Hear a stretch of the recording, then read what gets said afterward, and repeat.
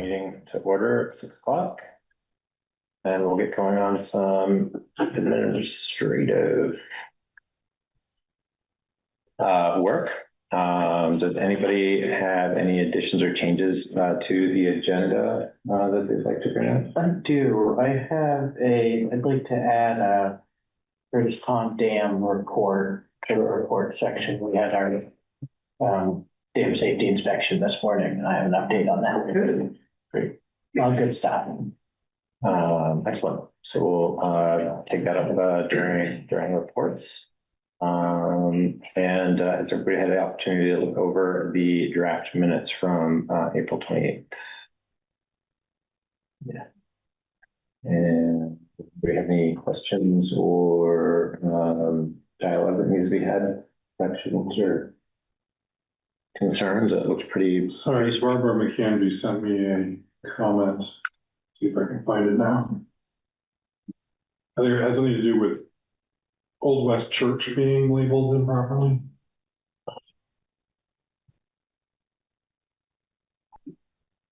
Here it is.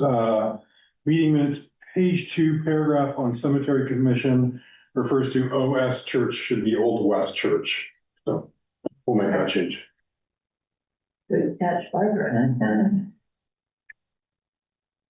With that change, I'd move to approve the April 28th minutes. Thank you, Jamie. Second.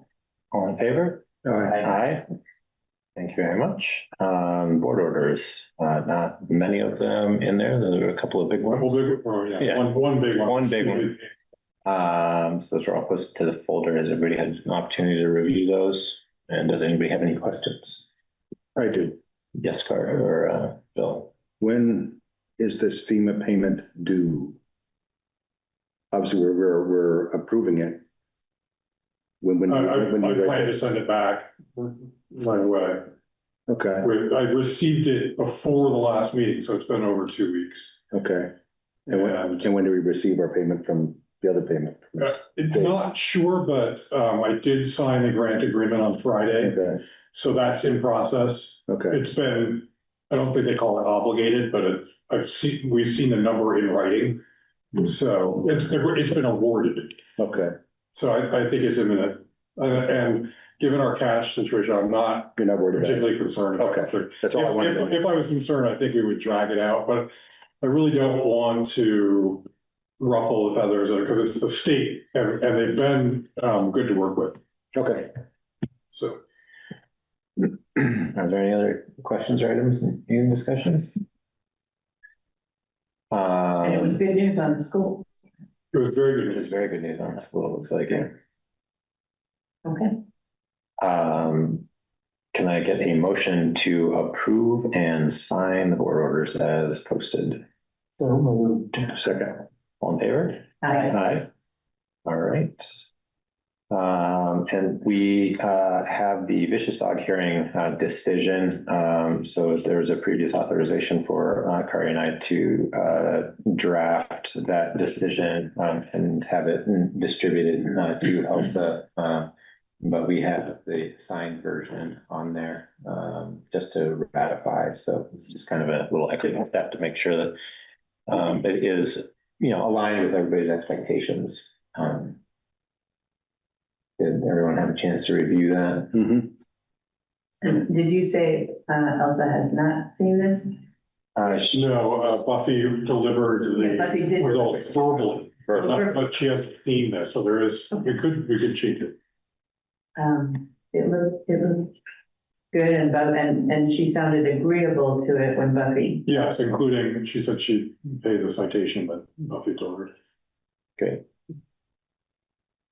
So can I get a motion to ratify the hearing decision as posted to the shareholders? So moved.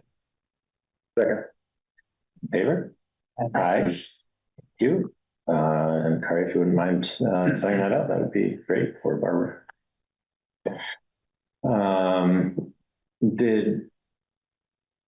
There was a request to have Buffy go and do a site inspection. Has she completed that yet? Do you know? I don't think so. Okay. I will follow up on. Approve the lister's request for a 30-day grand list extension, which is pretty standard fare. Has everybody had the opportunity to review that request? We were done last year Yeah, and they still lodged. Well, lodging is the one that's finalized. That was done on time Okay. in June. and it looks like the form is set up to authorize me, I guess, to sign it. So it'd be a motion to authorize me to approve the extension, the filing extension. Second. All in favor? Aye. Thanks very much. And authorization to give RA the authority to distribute payments as needed prior to the July 14th Select Board meeting. So we have a couple of weeks here. Similar to what you did last Yeah. December, we had a 3-week gap and, So there's 2 3-week gaps, because July 14th is far away. Yeah. So Well- this is for, the next meeting is June 2nd. We have a 3-week gap there. Then there's another 3-week gap after that, June 23rd. 3rd. And then I think it's just a regular calendar rotation where there's another 3-week. I see, right. So it's 3 in a row. for 3 in a row. Will we get at least the board orders? You get them, yeah. Okay, all right. That's And I think we've like ratified them in the past. Yeah, After and the fact. in fact, some of these, like payroll, you're ratifying after the fact. Mhm. You know, that's part of the policy, but, and I would try to minimize it, but there are certain deadlines I don't want to miss, like credit cards, for example, or there's a couple of vendors that are very touchy about their deadlines. Yeah. And then also, if it's a small vendor that I know or I suspect really needs the cash. But anyway, that's the request.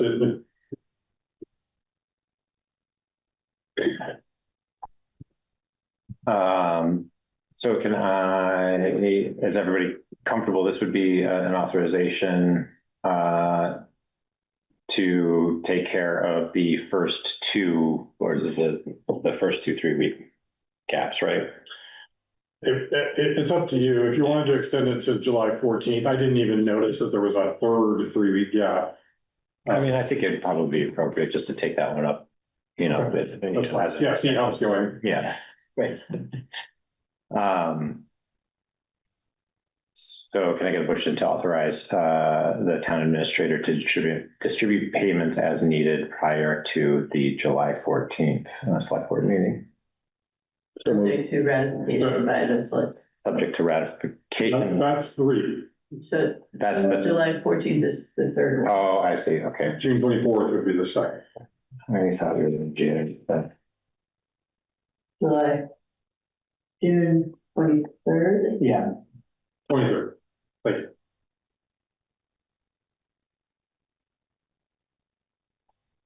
I'm fine either way. We could do the 14th. I'm fine either way. I'm just thinking about the language and right now the way that it's kind of written makes it sound like he's just doing it through then and we're still going to have meetings. So we could just specify that the authorization is relative to the payments that need to be processed in the 3-week periods between the next couple of meetings, but otherwise the select board will be reviewing and ratifying anything that needs to be paid during those periods during their normally scheduled select board meetings between now and July 14th. Somebody just want to give a so move to that one and we'll deal with the language. Get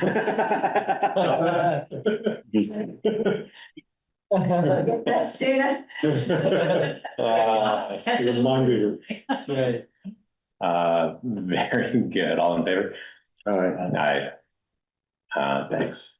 So we've got a period of public comment, but it doesn't look like we have any members of the public present, and only one online.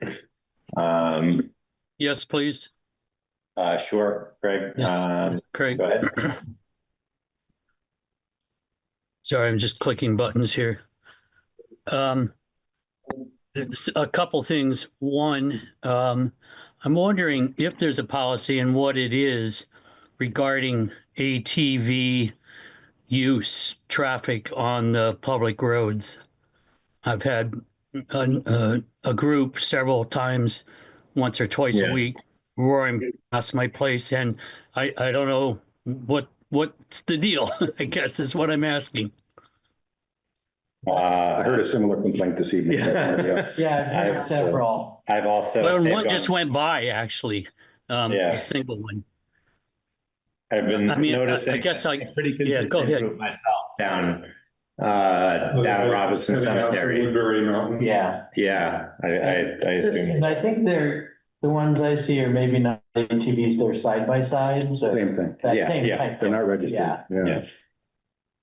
So I don't believe, Craig, that we have a policy. Though. I thought that I had come across it. It would be in our traffic ordinance. I think it is. Yes, but it's an unregistered vehicle.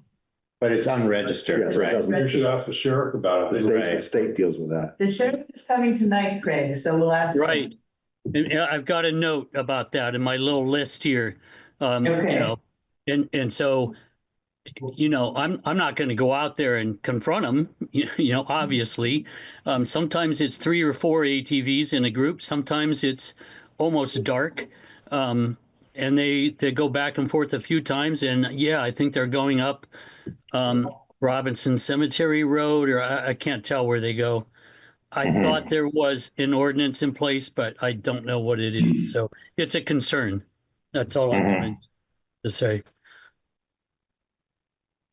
Aren't And they so, vehicles though? You have to register them with the state, with DMV, and Yeah. your local club as well. But it doesn't matter. They aren't legal for roads unless the town specifies that they're legal. Woodbury does some of that. They have something, yes. The Calais does I'm not. just thinking specifically of like Newport, Derby, that whole northern area, open up all the roads. I didn't know exactly how that went.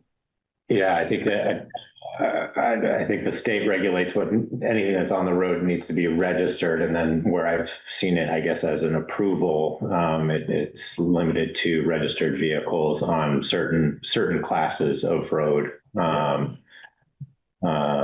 like 3s and 4s, I guess. But we do not in Calais have a specific ordinance. No, and I would imagine if we wanted to adopt something, it would be for the traffic ordinance. Yeah, Yeah. and usually, Right. yeah, they're not allowed unless the town adopts an ordinance saying they are allowed. Yeah. So we'll cover that with the sheriff and try to get some more clarification on that, Craig. all right, thank you. And I had one other thing. I've noticed just in the past 4 or 5 days that in fact there is new beaver activity on the Kent Hill Road Beaver Dam, which is new. Jamie and I talked about it at the store a few days ago, and I had not seen any activity, which was disappointing because last fall, Kari emailed me and said that John Stafford wanted to cut a notch in the dam before winter. And then it happened. I noticed it. And I contacted Kari back and said, what's going on? Did you not talk to John? And he said, no, I didn't. And one of the reasons to not do that as winter is coming on is because it drops the water level. And that was John's intent, was to drop it because he thinks it makes the road worse, which may be a moot point coming up. But if the water level is too low, it allows predators like coyotes or other predators to invade the lodge and go after the beavers. They're not as protected as if by the water. So anyway, I see new activities. There are some new branches there. I saw yesterday, and I'm really hoping that the select board will stick up to the agreement that they made last year, which was to use the baffle. The baffle is still in place. There's still water going through it. And this leads into a question I was going to ask a little bit later when you get into the grant-funded projects. I'm just wondering if you've received any bids on the French mattress project for Kent Hill Road, and if there is anything known about timing, et cetera. It's my hope, and Jamie expressed this too, that once the road is all fixed, then hopefully that's going to fix it, and we won't need to worry about dealing with the beaver dam. It's a great thing to have in place. It holds overflow from Curtis Pond if there's a lot of rain. The level is up right now, of course, because we did have a lot of rain for a few days all last week, the last month. So I'm just hoping that the select board will follow your agreement to not mess with the dam. Thank you. Thanks, Craig. Well, I think that we'll kind of conclude and close the public comment. So we'll bring up those items again, revisit them a little bit more when it's appropriate as we talk about other things. But thanks, Craig. Yep, thank you. So I'd like to move on. We've got the Sheriff's Department first. We're a little ahead of schedule at this point. So I guess I would propose bumping up to the check-in with emergency management and James and the LIMP plan as well. That we could kind of roll those two things. Everybody comfortable with that? Yes. All right, great.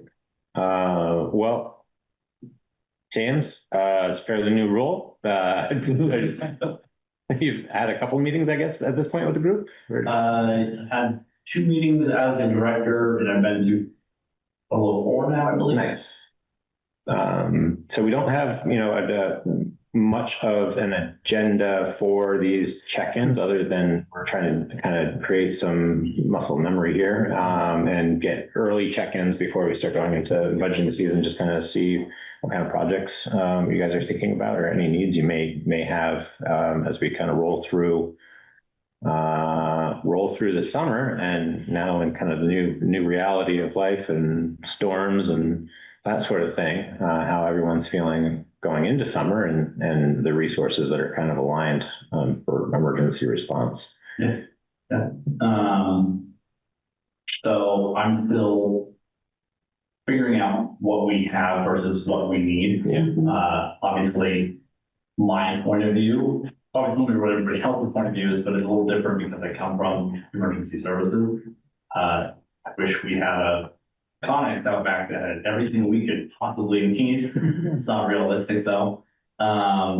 So we have had the opportunity to sit down, look at all of our projects for this year. We're doing that on Thursday. The biggest thing that I have right now are resources that we're going to need for when and if we have to open a shelter. My biggest thing is right now what I'm thinking of is blankets and cots and pillows.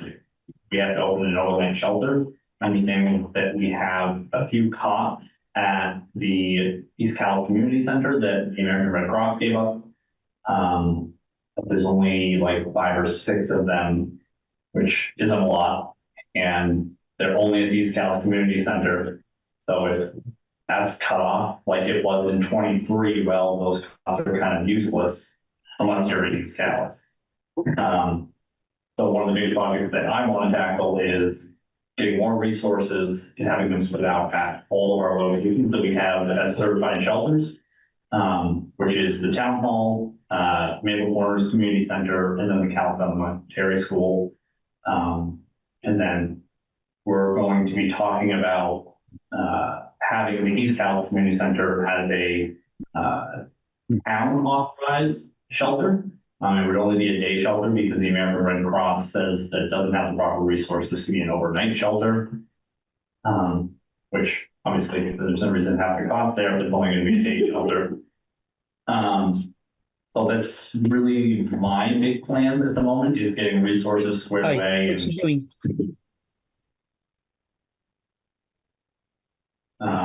getting resources squared away and making sure that we have them spread out and everywhere that we have shelters.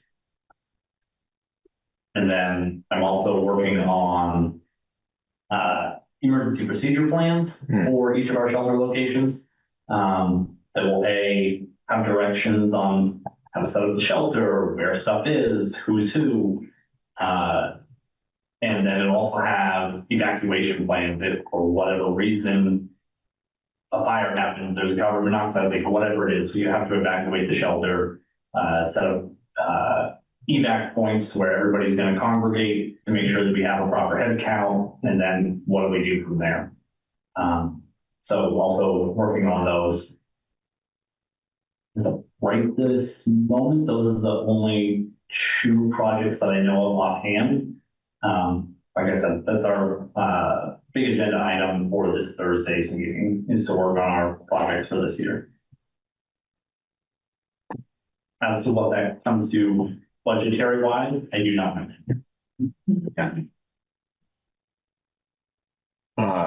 Well, that sounds like a good place to start. And I think distributing resources at the various shelter locations makes the most sense. And the reality of our situation is that even a Connex is going to seem pretty isolated, depending on how things unfold with road closures and that sort of thing. I know that other towns have been able to get items donated. I know it's fairly easy, and I'm sure that we could put something together as simple as a poster and say, hey, we're looking for donations for this. You have old blankets or pillows or stuff.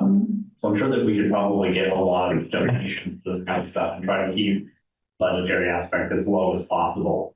I think when it came to such things like costs, that's probably not going to be very high in the people are going to be dominating aspect. I don't know. There's a lot of camps out there. Maybe people are trying to rotate out their cot collection. So I mean, but that would be my first plan, would be to get rid of what we can for donations. We would do like some sort of donation drive, and then you would have open donations whenever if you had something that you wanted to donate. I got a real finger pincher you can have.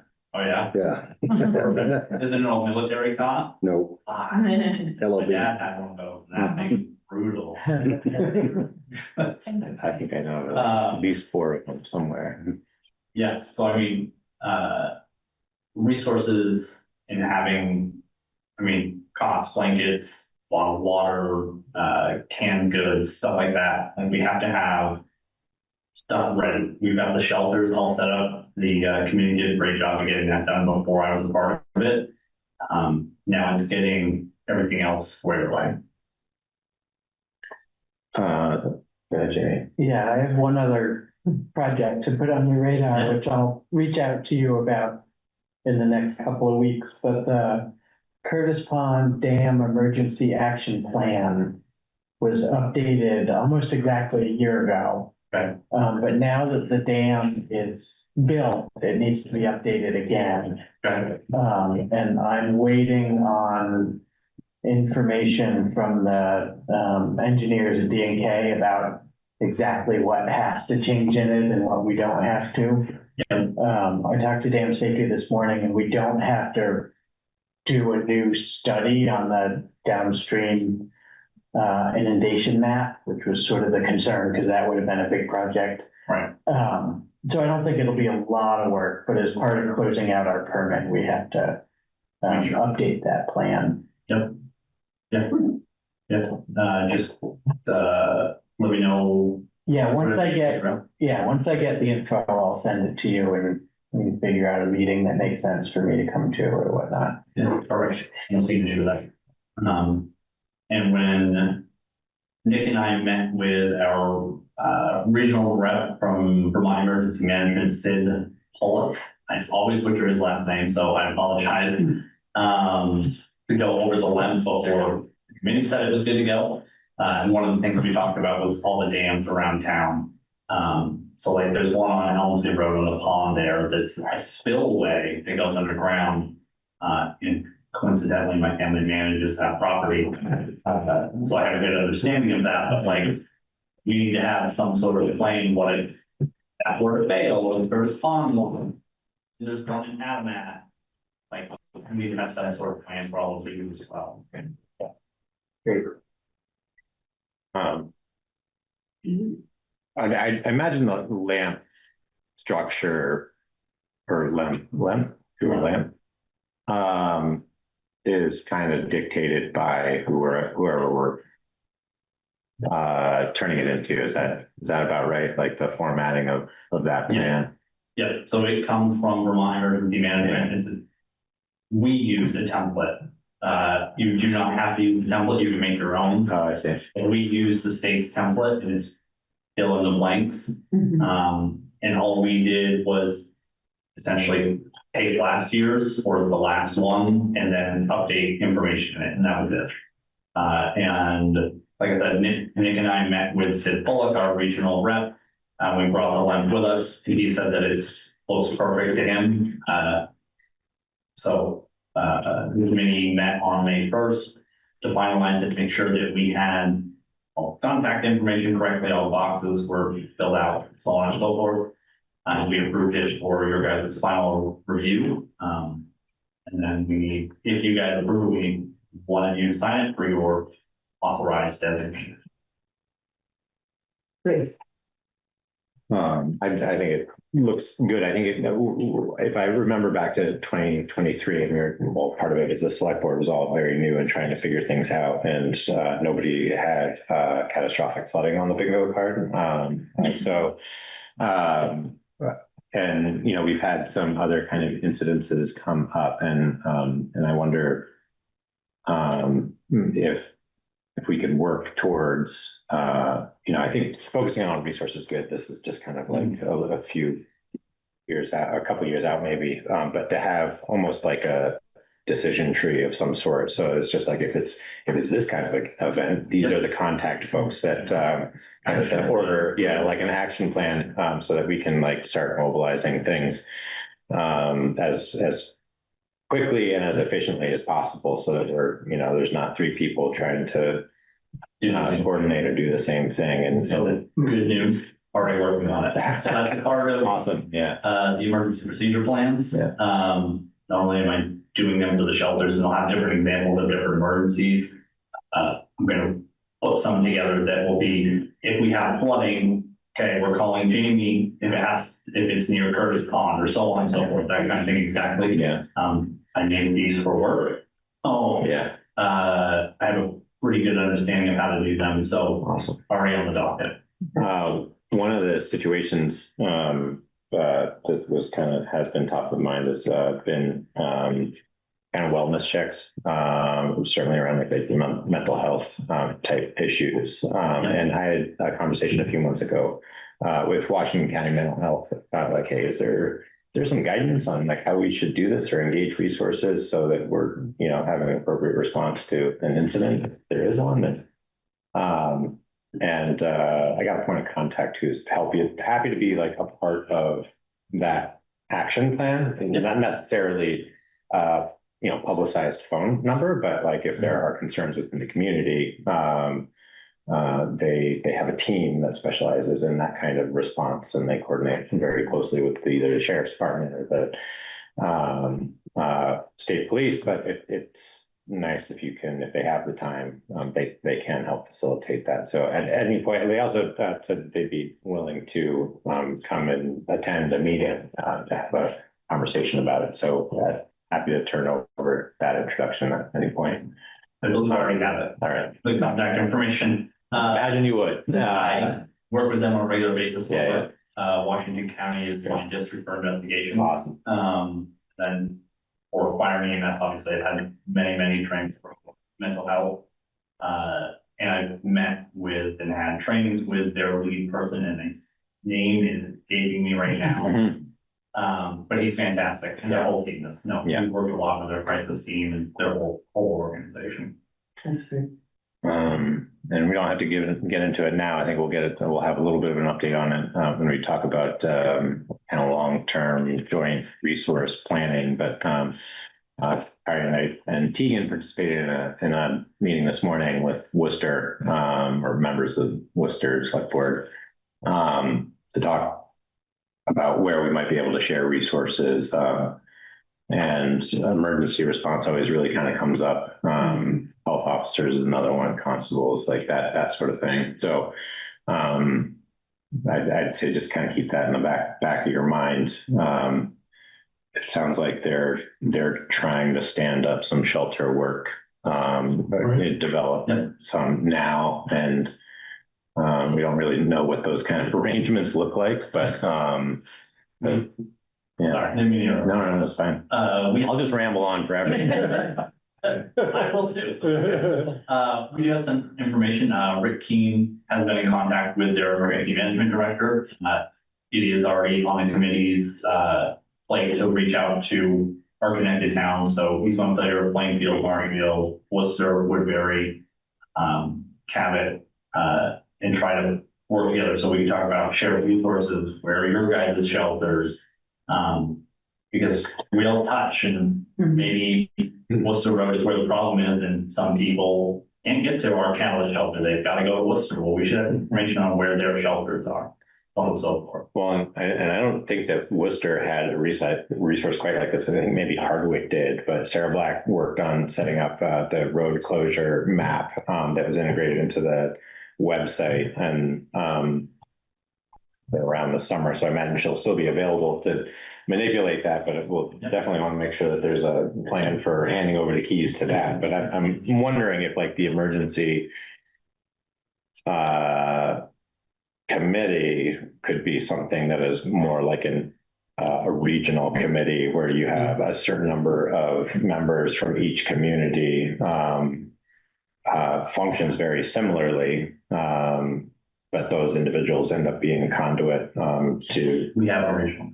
Yeah. We have a meeting. If you want. These are all fantastic thoughts. Yeah. Great. They exist. Yes, we Vermont Emergency Management. Okay. Works with the whole state, and there are regional committees throughout the whole state. While this will be the first one that I've attended, I have a lot of contacts at Vermont Emergency Management, and it seems like they're mostly informational meetings, but the point of it, in my opinion, would not only be the knowledge that you get from it, but network. So you can get names and information and what are you guys doing? Oh, maybe that's a good idea. Maybe we should integrate that, or you can tweak that and work for us, so on and so forth. We're pooling resources Yeah. for a budget. You know, I think if that's been kind of the focus of these initial conversations is like, okay, well, if we're standing up these individual line items in each of our budgets, and this one isn't a particularly heavy one necessarily, but I think it would be interesting to kind of just formalize some sort of pool of resources that are split between the communities. And then when there are maps, you know, make sure that those maps are on each of the individual websites for the communities that are served by that group. I completely agree. And like, Yeah. big picture, my opinion would be that my goal would be that the emergency management committee, or the director specifically, however you want to look at it, has a finger in a lot more aspects of town government than just the committee, because we can help work on resources for the road crew and set up connections. Okay, maybe Woodbury can work with Calais to fix some roads when there's been washouts in Calais, but not Woodbury, or so on and so forth. Well, it might not be to the level where we're opening a shelter. My personal opinion is that's still applicable to the emergency management. So, I mean, that's big picture more down the road once we get set up a little more. But no, I think integrating as much as possible in a bunch of different ways is super helpful, especially in small towns. Yeah. Well, thanks, James. So we have an adoption of the 11th form. And we also, it looked like there was another item in there for our policy on the reserve fund. That's it. That's not right. Oh, it's not, it was an emergency. I don't think so. Oh, it's coming up. Just ask quickly, James, Yeah. are you, is someone from the emergency committee going to be going to the meeting on Wednesday? I will be there. Wednesday? I will also be there. Oh. Be there? I'm not sure if I'll be there in person, but I will be there. Yeah, so like I said already, the length is more or less the same thing as what it was last time. We just cleaned it up and updated the information on it. And then we need approval from you guys. You guys get the final say on it, and then somebody to sign the municipal agreement. You get the name exactly right. The adoption form. Yeah, the municipal adoption form. Thank you. It will actually get signed. All right, well, I think we could probably do those in one motion. So that'd be a motion to approve the completed LEMP form And to approve the And- completed LEMP form. and authorize me to sign the municipal agreement. Could we make that one motion? Sure, and authorize you to sign the appropriate document. Second. All in favor? Aye. Aye. Great. Well, thanks, James. Yeah. Appreciate it.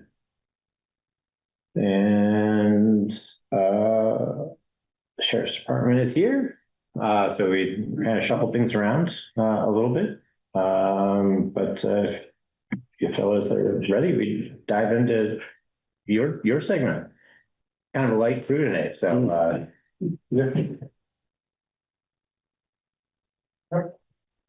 trying to enjoy it. So it turned into a typical Monday with Wow. too many people having to go too many directions at the same time. Mhm. So we were a little concerned we wouldn't make it, but not quite late at close. We're here. So, I think that kind of same kind of intro goes for you guys. We're trying to get into kind of the habit of doing earlier check-ins as opposed to just kind of the usual budgeting check-ins, just so that we can just coordinate on things a little bit better and have more casual conversations about stuff. Thank you for sending in the report that you guys prepared. That is super informative. And then I'm sure you know at this point, but we also approved an increase to our budget for the next fiscal year. It was included in the budget that was approved by the voters this year, largely to kind of keep on this rhythm of trying to bump up traffic violation enforcement and see if we can calm some speedy drivers with an increased budget. Based on my statistics. So Yeah. the speed. They are present in the report. So if you'd like to, so we also have a new recording secretary. So if you wouldn't mind introducing yourselves. I think I looked them up. Let me see if I nailed it correctly. I have Sheriff Mark Poland. Correct. And I have State Transport Deputy Brett Meyer. Better known as Captain or Chief Deputy. Okay. Whichever you want, but. So we can dive into the reports if you want to get into any of those details. I mean, they're pretty self-explanatory. We'll start with just a real high level. Sure. Brett runs the patrol division, so this is really his presentation. I'll just give you a little overview of what's going on in the sheriff's office first. Great. So the new contract, you guys should have received it probably last week. We mailed those out. Has it been received yet? No, I haven't seen it. A snail in, so. Okay, with that being said, it's on its way then. So with the cost increases, you are all facing the same issues we are. What's driving everything is the cost of equipment. Police equipment has always been very expensive, and it isn't only getting more so. What the tariffs are going to do to it, we have no idea. A lot of it is built in the United States based on all the grant requirements, so we don't know what's coming. We did try to keep our increase this year to the minimum, which was at 10%, and most of that was driven by the cost of the cruiser and the cost of healthcare. Healthcare is 20-something% this year. I don't remember off the top of my head. Ouchie.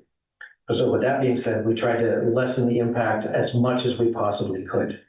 On top of that, staffing is a massive problem everywhere. You heard this last year. It has not gotten better. I'm sure you're experiencing it all yourselves. Just for an example, this is public record, Montpelier PD is starting zero experience day one at $37 and change an hour for a new officer. We can't compete with that without making our rates a whole lot higher than they are. So we are increasing salaries to try to keep people, because if we don't, we're not going to have them.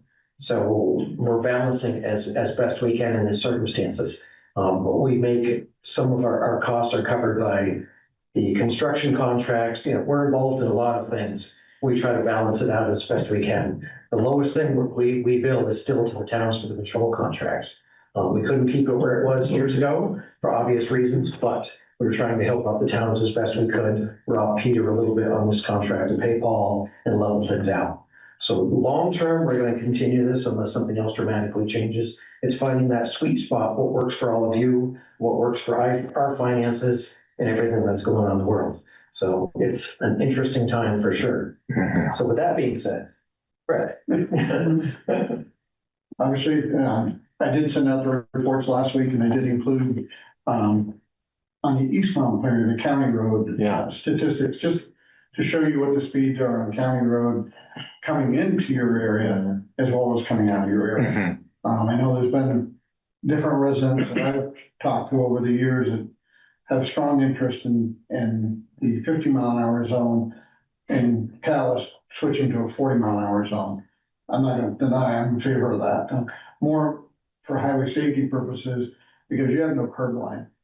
If they go off the road, they're off. And there's no place to be able to avoid something because there's nothing on the side of the road. They're going to go off and into the ditch. That creates a highway safety issue. Your crashes, if somebody's doing 50 miles an hour versus doing 40 miles an hour, are going to be much more severe.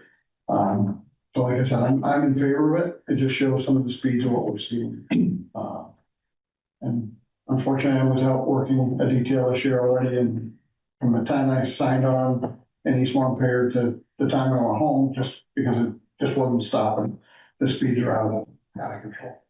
So we're seeing it. You can see what Davis has been doing. Speeds are up within the 25-mile-an-hour zone as well in your area. So it's what we're seeing.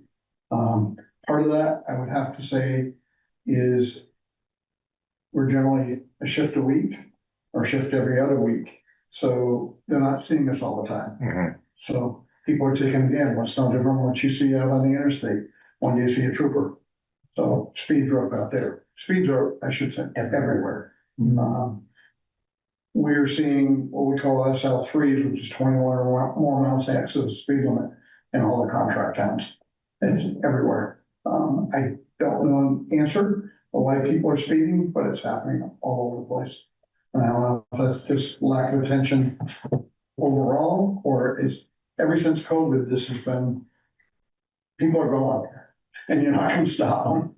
The speeds are out of control. And like I said, it's proven by what we have in the reports. I don't know how much the increase was, so I wasn't. I haven't seen it either. So I don't know what the increase is. I can kind of work up some numbers once we see the increase. I'll have an idea. As you already know, in the dead of winter, am I going to schedule somebody out here? Probably not. And so I want to be able to use that time during the time that we have the most problems. And generally, that is going to be, we're headed there now, or there, I should say.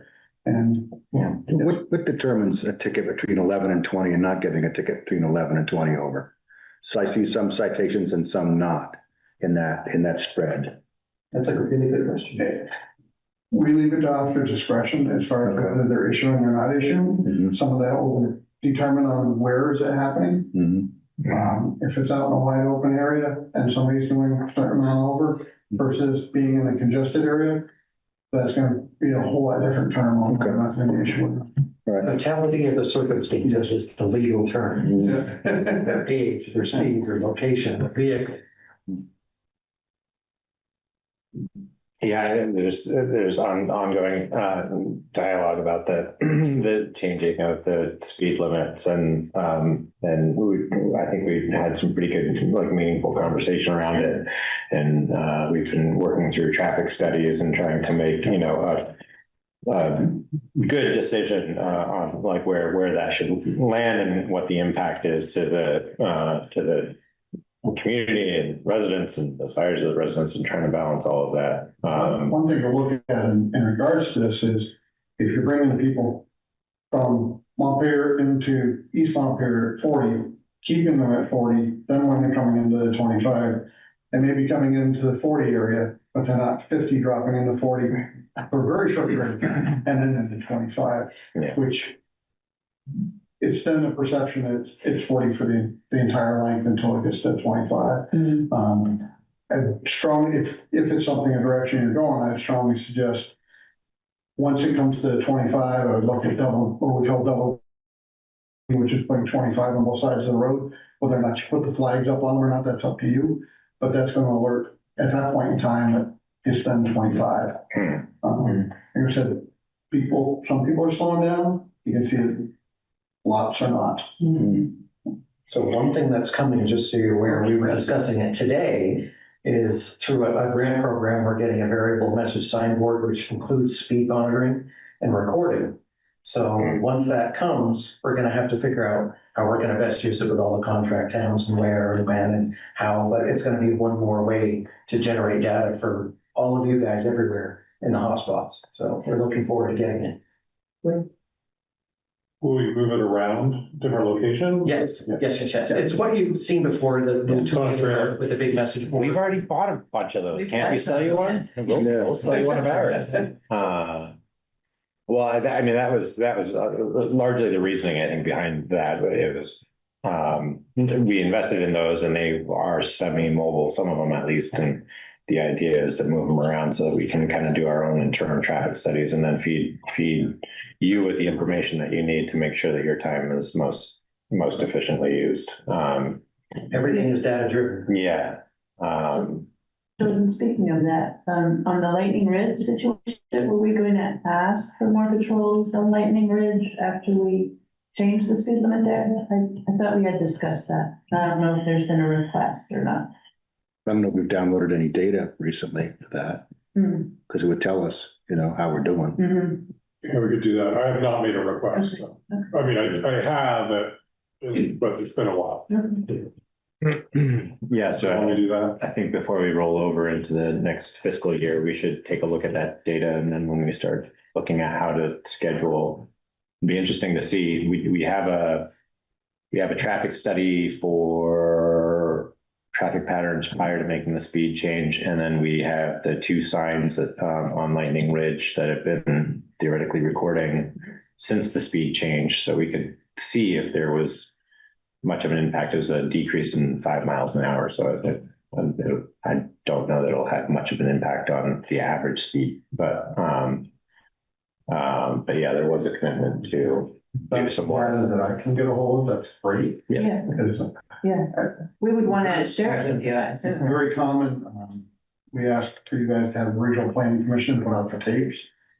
Love them because it gives me the ability to look through and see when's the speed problem happening and how often, how many cars, what direction, et cetera. Exactly. And I use that data a lot. Are we collecting the data elsewhere? If we have the data, we would want to share it with you, I would think. I would I haven't checked any data recently, and we do have some other additional roads slated for the RPCs. They do a week at a time this summer, but I can certainly share with you what we have. Please. It's for me for scheduling. I won't put them out there at 6 o'clock in the morning if the problem's happening at 5 o'clock in the afternoon. Exactly. It makes no sense to you. I'm wasting your money. Right. And I want to be able to schedule as problems are occurring. So one relatively new item that was brought up by a resident was kind of the increase in ATV traffic on some of the roads, and I've certainly noticed it too. Seems different than last year. There's more of it, and so I haven't noticed that they've been being terribly reckless in the behavior, but it's not really clear. I don't think we have an ordinance that prohibits it or makes an exception for it if the vehicles are registered, so. You have to provide ordinances to allow them to ride on your road. Okay, otherwise they're Dallas not, has any, so they have no right to be on the roads. okay. And particularly it's Robinson Cemetery Road where it meets the county road headed up to Woodbury Mountain Road where this is all happening, so. From the reports I've heard, it starts over like Lightning Ridge Road and Comes all the way. all the way over. Yeah, that stands to reason. I mean, I've noticed that the traffic pattern is they're coming from the south up Robinson Cemetery Road, and I'm assuming they're going up to, and that's, it's usually like late afternoon, and then coming back, early evening and after dark, and heading south. So they're coming from the south and returning from the south, and I guess that would stand to reason if they're going past Craig's and then over to Lightning Ridge.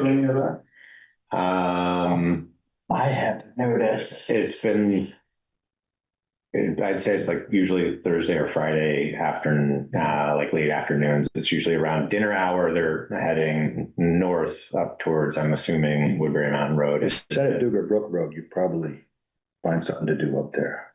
As far as reckless behaviors, the speed all over the road, just hot dogging, kind of all of the above. No, I haven't found, Robinson Cemetery, it's not speeding. They're obviously louder than a car, so it sounds like they're going fast, but they're not ripping by the house. But if you sat Friday after like late afternoons or at the end of Apple Hill on Robinson Cemetery. What I will do is I'll reach out to Fish and Wildlife. Yeah. That's kind of been one of the things. Obviously, we can still schedule detail around it, but I'll reach out to them. We're going to get a group that's pretty aggressive right now, and see if they can't come down and corral some of this. So they'll be more than pleased to. I just had one comment to add, if I could. This is Craig Line.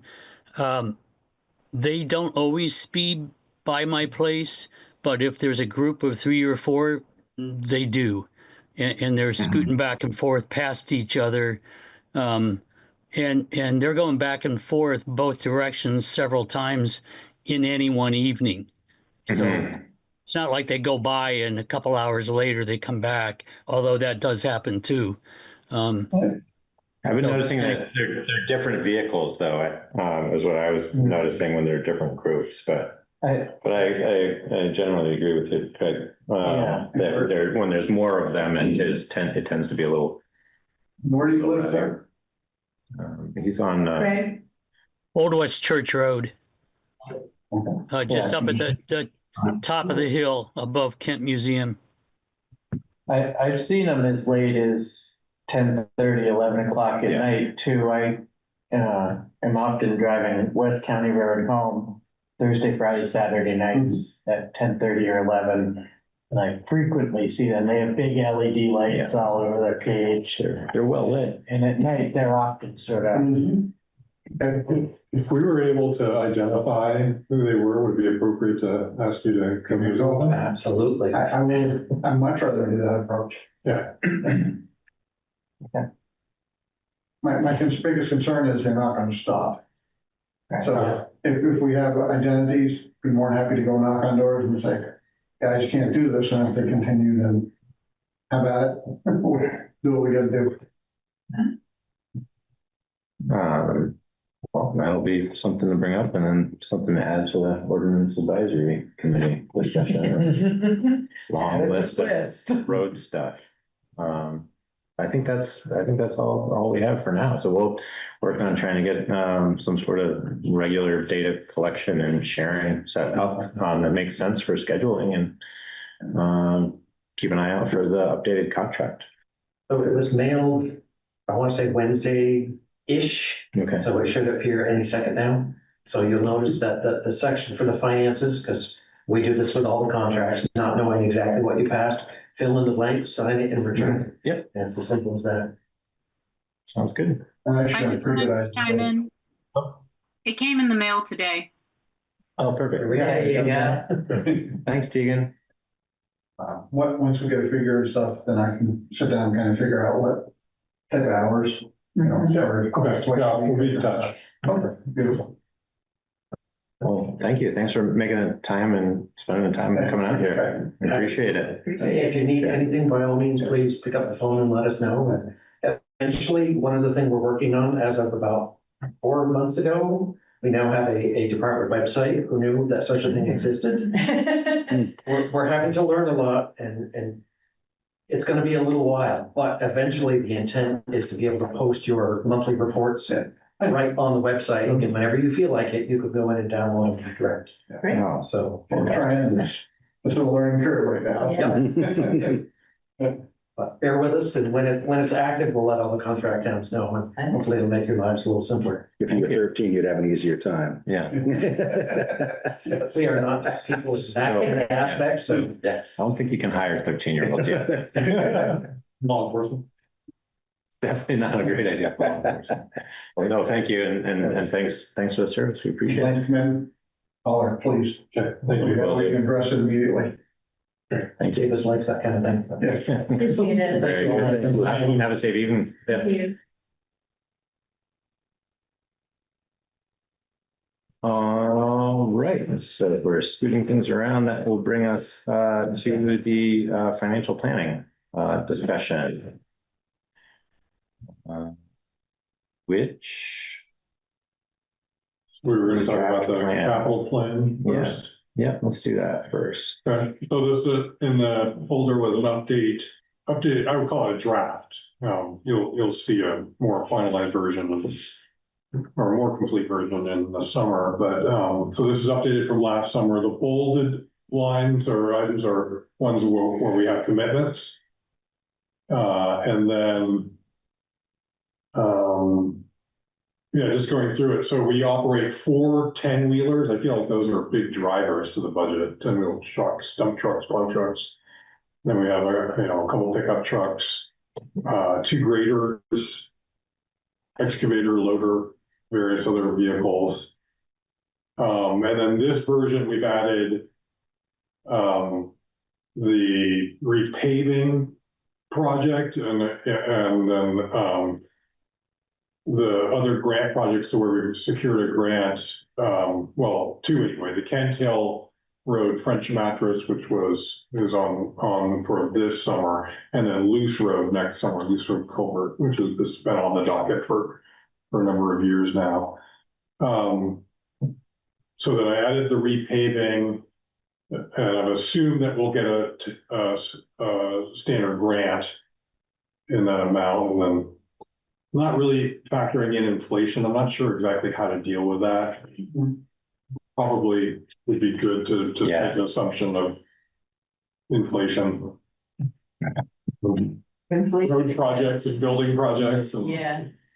Uh, I don't know, 4 or 5% is probably. Yeah, I mean, I think that, yeah, 4.5% or something like that seems, and we can always, it's not gonna hurt us all that much to keep it inflated, keep the inflated estimate inflated a little bit, so that we're being a little more conservative on it, but Favorable, but yeah. Except where we have a bonded amount for paying, that it wouldn't affect that. Right.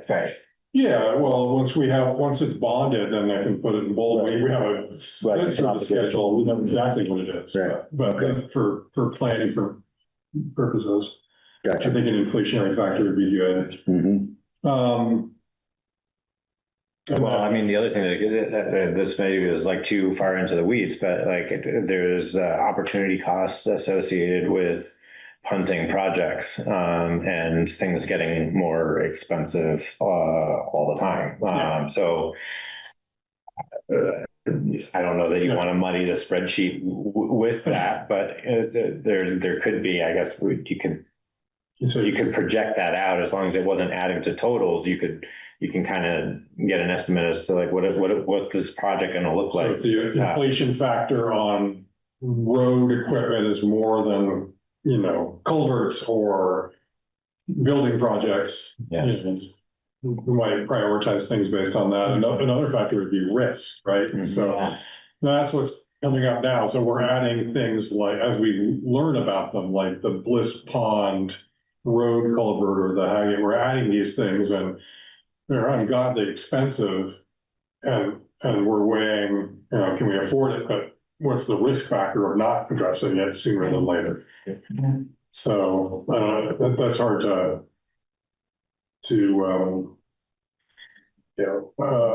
So right now, most of the cost for the equipment is associated with that. That's just payments for the equipment. Right? the purchase. The Is that what you purchase, mean? yeah, Rather than projected like cost of purchase. it, yeah, and, you know, I think, That's all it is. So you're mapping out when we would plan to purchase even for Yeah. a replacement for each of these guys. Yeah, and the equipment, you know, Toby's been running something like this for many years. Yeah. Yeah, and he did it for the fire department as well. It's, you have an inventory of what, you know, what your needs are, and then you assign a life cycle to it, and then you know the cost based on your most recent purchase, but then that's where an inflationary factor would be useful. And then we have sort of non-highway, all we have in there right now is the dam and the East Montpelier Fire Department, the station and their truck. it makes sense to be tracking, estimated, like a estimated like value of any of the pieces of equipment. Even if that's something that's updated every You mean as year. of today, Yeah, like depreciated value? a depreciated value, yeah, at a How would point you in use time, it selling pieces of, if we were gonna sell it? yeah, and I, you know, I wonder if at some point we evaluate what the cost is for larger trucks versus smaller trucks, having a more diverse makeup of the different types of trucks, what the maintenance costs are, a 10-wheeler versus a 6-wheeler, but still substantial enough to do some of the work. And whether or not it makes sense to, you know, if we're carrying a spare, do we sell it, liquidate it? And if we start to see like pretty significant depreciation, or see that it is depreciating, more quickly, or just paying attention to like what other units are being sold for on the used market, like we might want to take advantage of trying to liquidate something, offsetting the costs. I have to research that one a little bit, but I'm sure there's a way. It's just, what are your assumptions as the key point? One thing that's not in here that could be is allocations to reserve funds. So like if we put money towards, like, say, this building in the reserve fund for this building, that's for capital purposes. But we also do just build it into our operational budget at the same time, so. Maybe some of the big tickets associated with other buildings, like if we, know that. If you need a new roof or something. Exactly. Yeah, roof, or because the heating systems are pretty. Painting. Yeah, exactly. Or having, you know, there's the cost associated with going forward with a grant. So, you know, I think it's really helpful now working in some of these bigger projects that we have to choose from. Most of them are going to come with some outlay of resources from the town. And so if we were building a capital reserve fund just for covering our half of, or our portion of those grants, and maybe separating that out from the equipment. I think be a helpful exercise. That sounds wonderful. Get some money in. But it does make sense that you can take advantage of grants when they happen. Yeah. Like if you think about the Bliss Pond and the Haggett, it just all of a sudden, Right. Here, the grant's available. We weren't ready. The Musco Woods, we don't know yet. Or the paving. I mean, I think the paving was a good example of one that was just like it's hard to know what the opportunity is going to be, and have a budget that is right sized for those opportunities. But, you know, if we had a reserve fund that we knew could get applied Yeah, to that's those. a great example, because later tonight, we're gonna be like scratching our heads like, there we go for it and pay for it out of fund balance, or what do we do? Moscow Woods, we don't know, and the other one, is this culvert here at County Hill Road, which we have a hearing in 3 weeks and hear more, but that's. I see you have You saw my the number memo, on there. $800,000 an outlay. Yeah. It's bananas. Yeah, the Monorail. question is, how many more of these are there? Right. You know, and some of this has to do with the new normal. Right. When we were talking about this recently, it's culverts and structures like that are being sized, not just for all the water that's coming through, but all the debris that comes with it when you have these super violent storms. I think that's a new paradigm that we definitely weren't sizing for previously. One of the things that we touched on in our meeting this morning with Worcester is like, how do we look at like contracted purchases or bulk purchases potentially, and you know, materials, and obvious example. You know, I think at some point, you know, if we get to a point where we're feeling really comfortable with the structure of our capital equipment, that would afford us, or our capital equipment plan, that would afford us the opportunity to have more conversations about potentially shared equipment, shared contracts, whether or not we you know, do we want to make a decision to buy culverts in bulk, and see if we can leverage bulk purchases with another town, and store things so that we have them on hand. So when something happens, we're not waiting for stuff. And the lead time the last 2 years for some of these smaller culverts, but there's such a run on them that that it might be nice to add some inventory of something like that into this plan. I wonder. Yeah, As opposed to just having a line item in the budget. one equipment thing that came up, small, but we just bought a new mower. They don't own one. They rent one. They have so few roads that they only use it for about a week, you said. I'm gonna mow over there now too. Well, we could rent it to them, you know, help, with our costs. It's a small thing, but there might be other opportunities like that. Yeah. I think it'd be nice if we could offset the operational time and get some sort of compensation for equipment. I feel a little dicey about renting equipment, especially like mowers or the chipper or something like that are easy to abuse. Yeah, And the cost, the wear and tear associated with just, you know, shopping something like that around. But, you know, I think if we get to the point where we have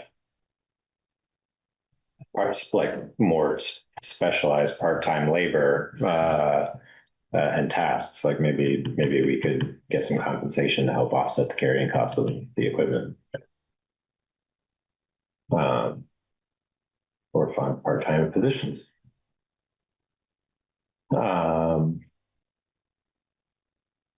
Well, thank you.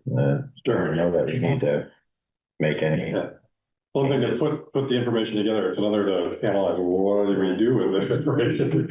It's just a lot of costs. And, you know, I think we're moving towards a conversation with the community about what are the top priorities, the things that were sort of non-negotiable versus things that if we had to do, we could delay. Yeah. So. Yeah. So the other part of this conversation was next steps. And so Jordan summarized a little bit. We met with John Kading this morning, who's the select board chair in Worcester. They're very open. He was very open to collaborations. The two big categories were road and administrative. And road, Jordan laid out some of them. There might be equipment, there might be some bulk purchasing of materials. There might be some contract stuff, like tree living or something, it's not really clear. The first thing he mentioned was emergency, responding in emergencies where if one town has more need than another, perhaps there's some Mutually. cooperation that happens. And then on the administrative side, we talked about grant administrator. They're seeing a need. They're gonna need somebody in the midterm. We talked about, they don't have zoning, so that wasn't really something, although they jumped on something about they kind of see it coming. Well, I think it was interesting to know that, like, so they have a much, I'm still wrapping my head around the fact that they only have 20 miles of road. That it's got to be more than 22 miles. 22 miles of road. A quarter of what we have. Yeah. They don't have 12, the state. They have 12, and that's such a big part of it, yeah. Wow. Yeah, that included 12, right? No, 12 Does state. not. No, I didn't think so, but. Oh, okay. I'm not sure. Either way, it's still a pretty significant difference. But they have also, they have a separation between, they have a road foreman who manages the scheduling and labor of the road department, and then they also have a separate road commissioner.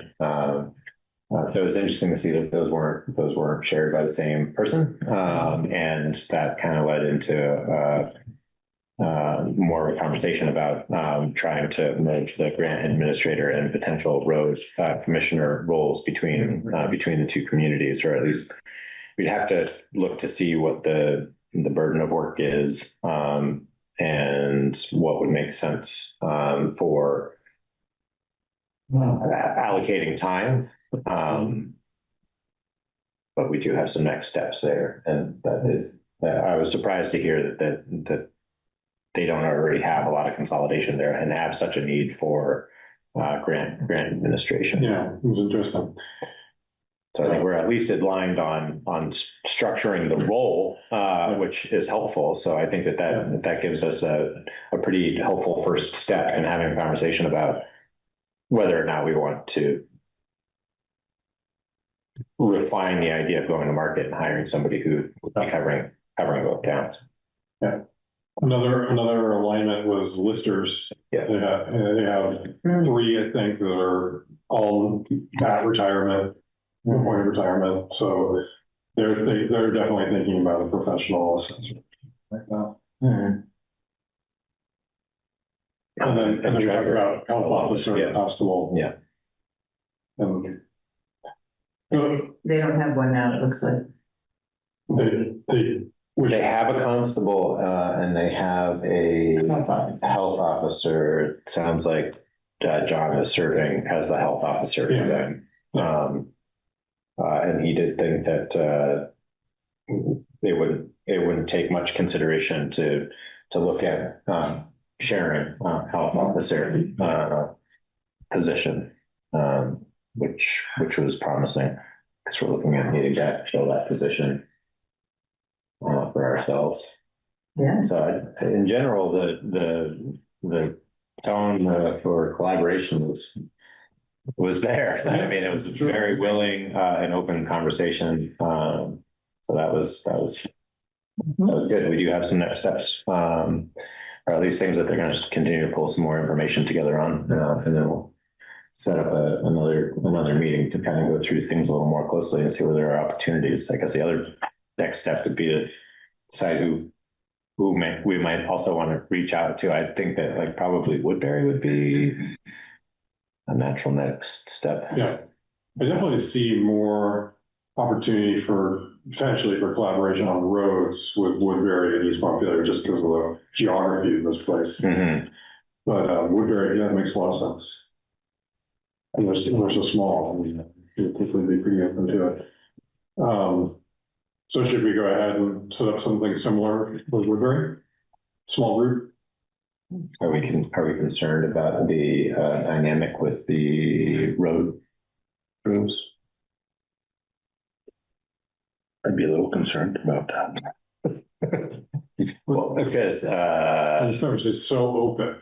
yeah, I don't know. I'm just, I don't know how far we're gonna be able to pull on certain threads if we're Yeah. focusing on trying to find ways to collaborate on roads. It could get sticky, politically, I guess, Yeah. but, Yeah, none of this is easy, yeah, but just take the temperature, really. yeah. See what ideas. I mean, I definitely felt like I understand the terrain of what's possible a little bit better after that conversation, but. Yeah.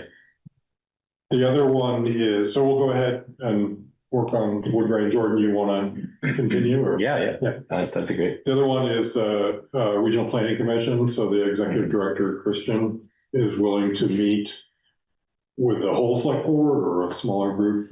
Just let me know your preference. Does anybody have a preference? I don't feel like the agendas are terribly stacked, so if they're open to attending a meeting, it'd be nice, I guess, to give the whole select board an opportunity to, but. So potentially, Yeah. next meeting or the one after that? Yeah. Okay. Ruth? I broke my computer. All right, we'll just keep going. Great. Well, thanks, Kari. And thanks, Tegan, for doing the, is Tegan still there? I'm here. Yep. Thanks for setting that up and getting that ball rolling. Yeah, happy to do it. I don't know Robin in Woodbury as well, but we do go back and forth sometimes on things. So if you want me to go through her for the next step, I'm happy to do that. Sure, good. That'd be great. Thanks, Tegan. So do you want to roll into the grant funded projects conversation? Yeah, so I didn't end up having when I initially planned this one, I was hoping we'd have one or both of the grant agreements that you could approve. We don't have either. But the county road repaving, we have one bid. We weren't able to get a second bid. We invited Johnson Paving in Barry, and they were initially interested, but they didn't put it for us. But Pike put in a bid, that's what you've already seen, and they'd like to put us on their calendar for the year. And they understand we can't, finalize an agreement until we have that grant agreement in place. But still, there'd be some value in signing the agreement, pending reaching a grant agreement with the state. So didn't they give a soft price of 100,000 per mile and just kind of like a ballpark estimation? They did, but now there's a firm price in the folder. Yeah, it's just double. Higher than that, significantly. So it's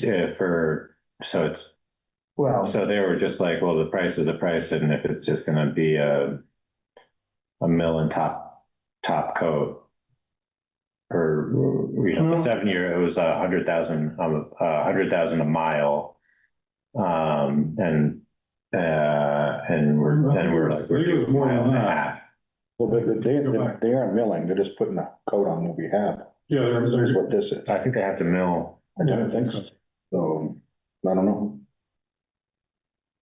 I have to go back to that original quote, but I remember it being in the ballpark of 40, our portion after the grant is 80% up to 200. I see.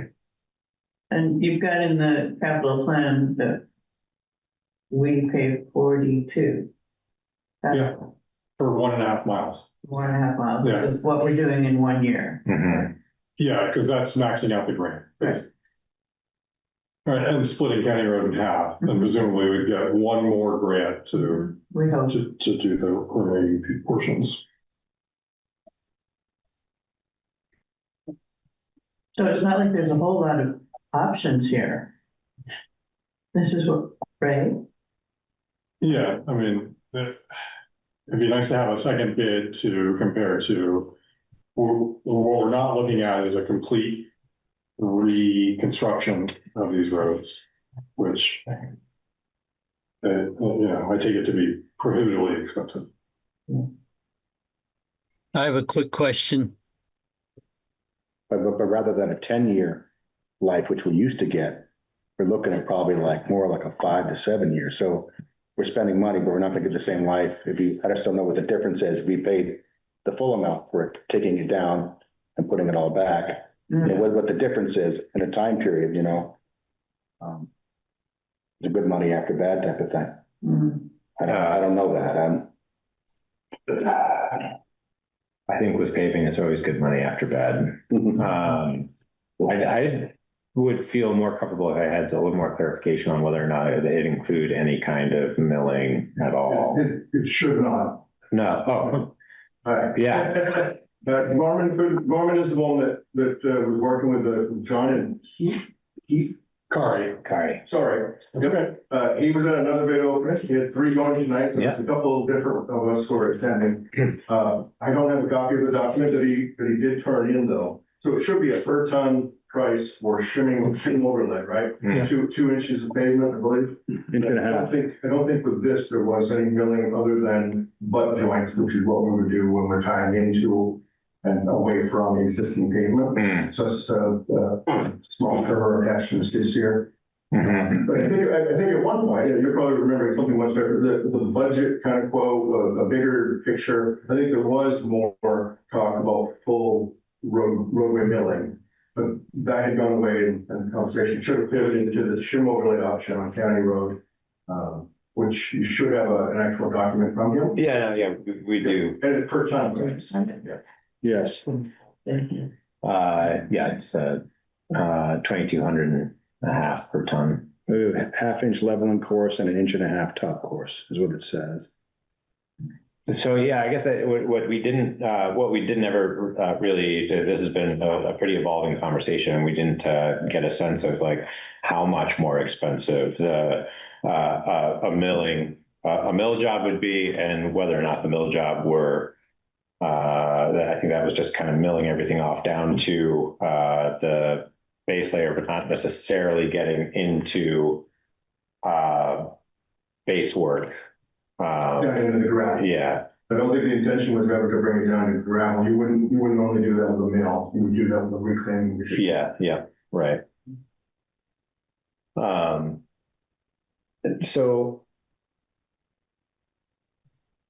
a little nervous with the amount of road degradation that we've got in some of the areas where on the edge of the road, we literally have pieces of asphalt that are just kind of breaking away from the base layer, and what would have to be done to kind of shore that up, or to make sure that that's not just going to continue to happen under this, and whether or not those type of issues get addressed, or you just pave over it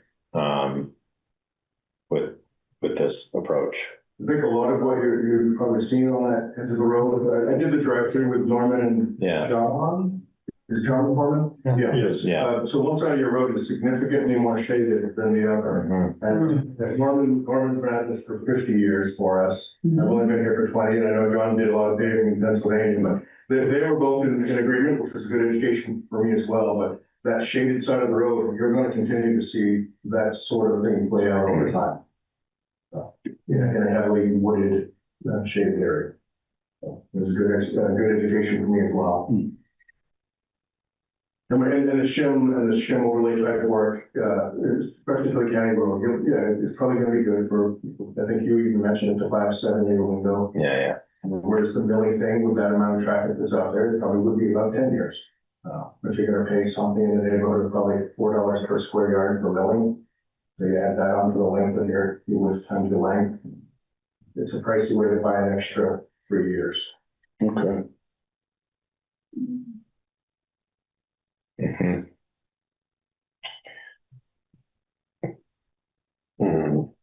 I mean, I still think we have to do it. That is,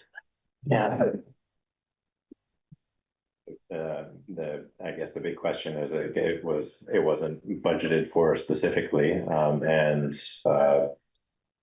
for this particular project. I think with the grant funding instability and the conversations at the state, like the Yeah. road is clearly to the point where we can't really go much further. Does this include line painting, I guess, afterwards, or would that be a separate contract? Not by us, no. That we budgeted for, and we have a contractor lined up Yeah. to do it. Right. And the fog line? I'm sorry? And the fog line? Is that just the fog Yeah. line, or is that? Well, I understand the state does the center lines, and we pay for the fog line. Okay. This class 2 road, right? Yeah. Yeah. So just so everyone's aware, the grant, when we have this grant agreement, it will last until December of 26. So we're not obligated to do it this year, but the thinking was take advantage of this grant while it's available. Yeah. And Yeah. go for another one next year. Yeah. Yeah. You know, with the thinking that both halves of County Road are struggling and they're gonna get a lot worse in a hurry. Yeah. Well, it would be nice if there is another quote, but I don't think we can really afford to hold up scheduling. And we did put out the request, so I would be comfortable entertaining a motion to approve the quote and schedule the work as quoted. Pending the receipt of the grant. Yeah, I think that's important. Yeah. Sorry, just again, I had a quick question. Oh, sorry, yeah, go ahead. Yeah, it's okay. No, I understand. You're in the thick of it. Is the FW Wickham company out of business now? I haven't seen them on the highways. There was a bidding issue years ago, but I didn't know if they're still around or not to try to get a bid from them. It sounds like they are, but I don't believe we invited them. Johnson, and there was one other. Sorry, I couldn't understand that. There was a request to receive bids from from 3 companies total, and Pike was the only one that took us up on that. I understand. Thank you.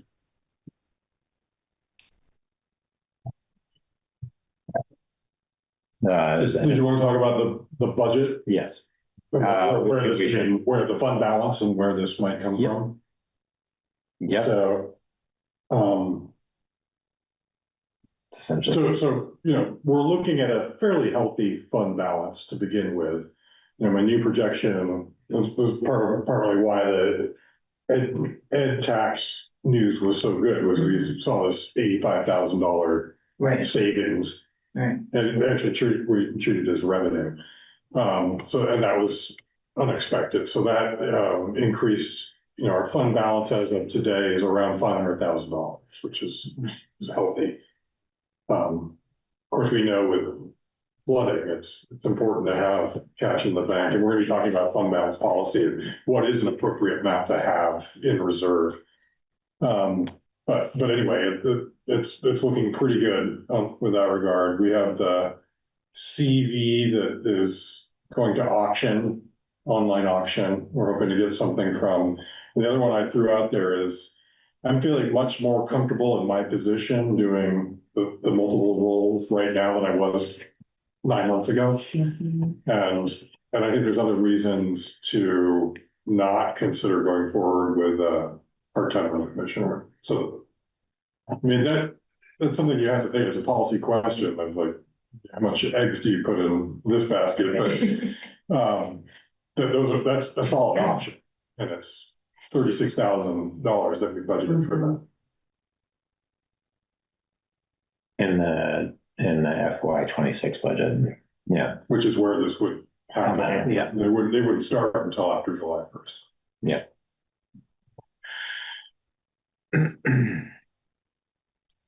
Again, I'm feeling comfortable relative to the fund balance and other sources of income that would be continuing to pad that out. And this is the exact type of thing that I would think that you would want to use a fund balance like that for.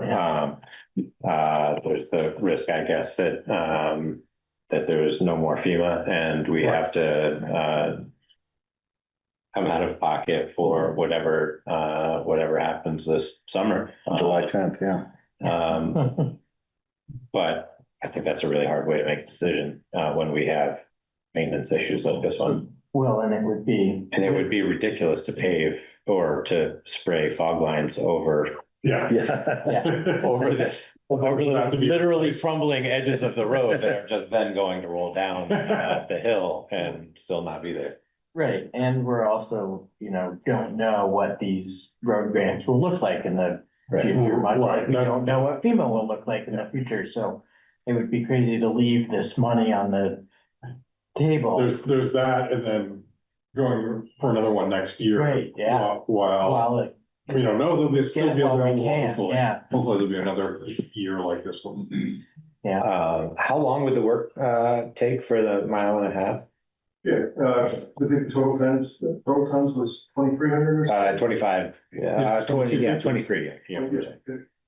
think it's probably 2 days paving, sort of a situation, based on taking the hot mix straight out of Berlin. It's probably 2 days paving. And probably no total closure, just like one lane around. Exactly, alternating one-way traffic. Yeah.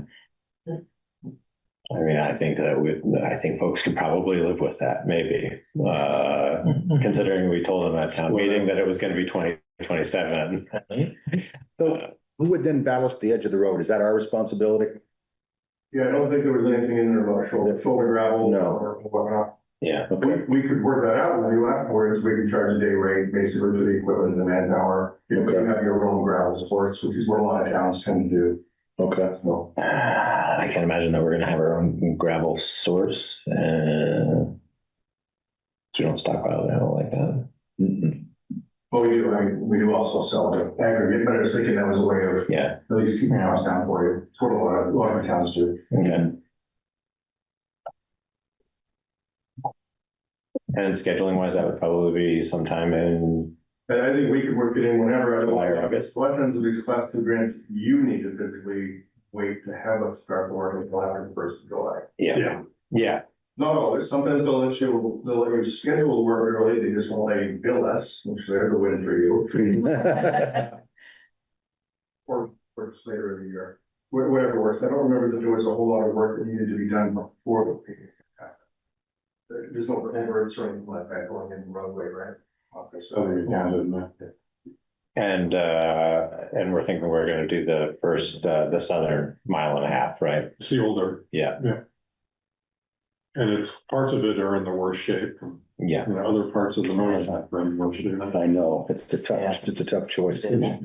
Well, I mean, I think that initial dip right after the East Montpelier line, and then coming up on top of the crest of that hill, I mean, that's a pretty contiguous stretch of terrible road. And with people going fast and trying to drive on the opposite side of traffic to avoid potholes, like it's a nightmare. Wasn't there an accident up there 3 weeks ago. 3 weeks ago? A pretty bad one. Yeah. Yeah, it was pretty gnarly. I don't know what was involved, but There's a postal truck. that's right. Hit full speed and spun around, and it was. Yeah. Pretty weird. No, this was like 3 weeks ago. Is it a head-on collision type of thing, or? No, I think the postal Jeep was parked at a mailbox there, and someone came up behind and just didn't see it and just hit it at full speed. Oh my God. Everyone was okay in the end, but it was a pretty significant accident. Yeah. But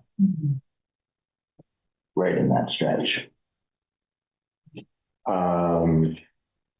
So are we ready to entertain a motion to accept the bid and put the conditions of receiving the grant?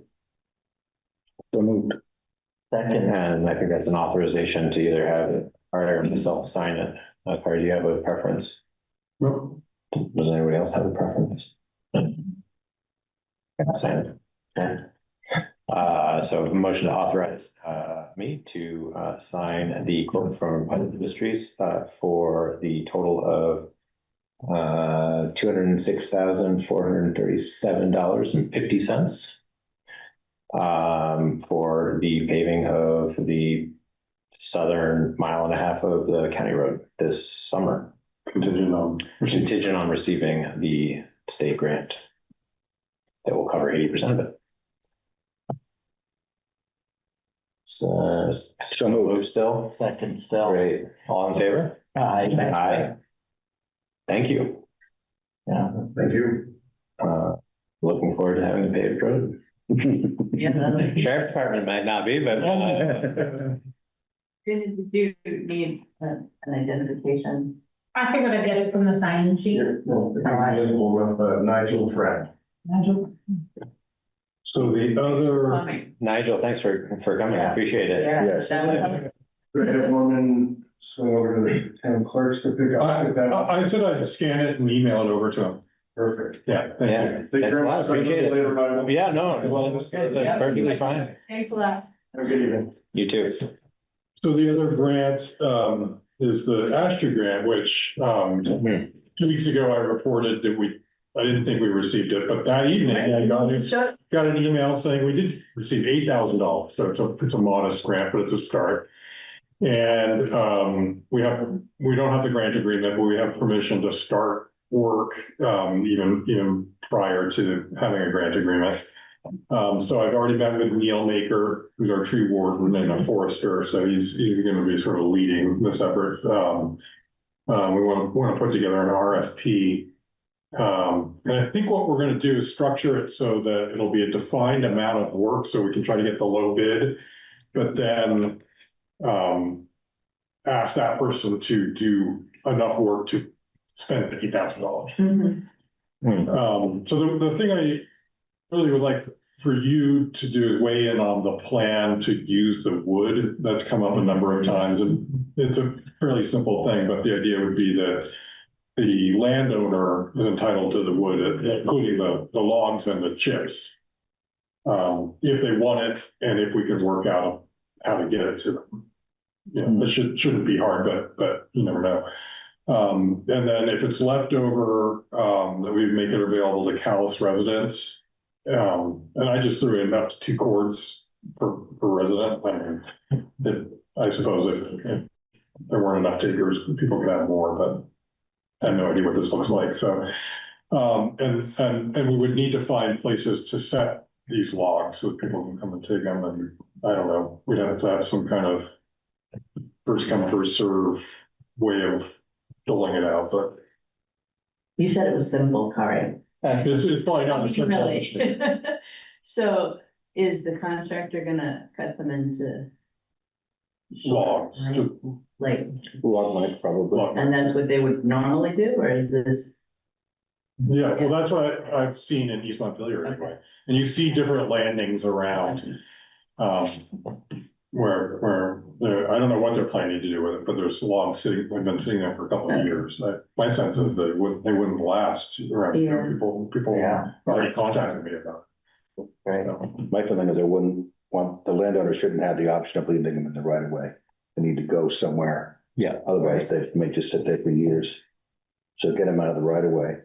Yeah. I'm concerned about the town putting them somewhere for someone to come and deal with them, only because they're listening from a liability perspective. Chainsaws are dangerous. Yeah. How do we as a town protect ourselves from something like that? Well, I thought we would have, you don't just come get it, you contact the office, we put you on a list and we have you sign a waiver. Okay.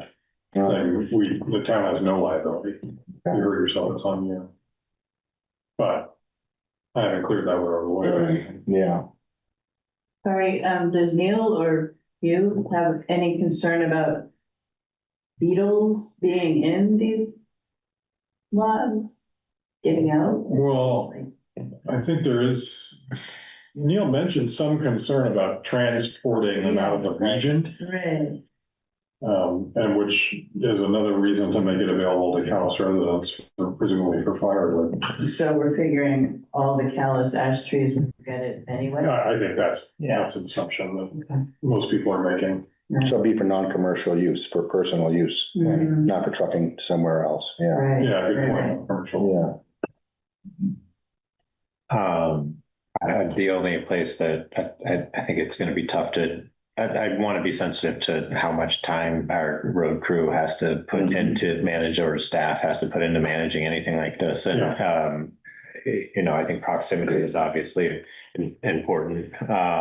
So second to it living wherever the trees come down. And even if the property owner doesn't want it, if they're willing to leave some of them there. But, I think if we're doing that, we still have to be mindful about traffic and people trying to pick up material in an area that's hard to access. I mean, I think that the dump location up on Moscow Woods is maybe an easier place. Like, I guess, could we make a decision to put them up there or stockpile them up there? I mean, we wouldn't have, we'd lose the oversight part of it a little bit, but. I don't think we need to decide that tonight. We would be committed to having a safe location outside the right of way, a landing of some sort. Yeah. My sense is that we should be able to find these in these 2 to 3 locations we end up having this one. But if we can't, I guess that changes things, and we'll have to deal with it. Again, it's $8,000. I don't think it's that many days of work, and so it's a really limited number of logs. But we'll learn. My sense is we're going to learn. I know. I think, the landowner could also say, I don't want them, but I know so-and-so wants them. Yeah. Oh, okay. Should be able to designate. Or they're dead. Yeah, that's sort of implied by saying it's their logs. But good point, I'll make that explicit. It would, that would simplify it. So do we need to approve with a motion? I mean, we've already approved the grant. We just need to, I'd like to go at it one more time with Neil, and then he's going to be working up the RFP. So I think we'll come up with rules, clear language, and bring this back to you. Yeah. Can I ask? I've just been waiting for you guys to discuss this. I brought these couple points up before when Neil was at the meeting. I didn't get an answer to where and when were emerald ash borers detected here in Calais. Neil couldn't tell us. Nobody else has been able to. And I'm concerned that this is an overreaction to what's only a perceived future problem. So I just needed to go on the record and say that I don't think this needs to be done. I understand you got the grant, but I think it sets a bad precedent for overreacting in advance to something that's not an issue. I'm not saying it won't be, but from what I can tell, it's not right now. So I'm against it. Thanks. Thanks, Vic. And I saw an article in Digger that the ash borer has been detected in Waterbury, which is sort of the announcement in Central. Yeah. So I know approximately 3 years ago on County Road property, we did some logging because it's on a conservation easement. There was some ash borer in there that did have beetle sign in it. We had a state forester come in. It was not Neil. And go through it, and there was some ash borer sign in the forest over here, so it is in town. I don't know how widespread it is. I don't know either. I have an ash tree in the town right away over on Apple Hill, and I have seen a ash borer on my property. I mean, they're not everywhere, and I don't think the tree is dead. But I think that Neil's point is that it's right now that it's just generally assumed they're not tracking where it is.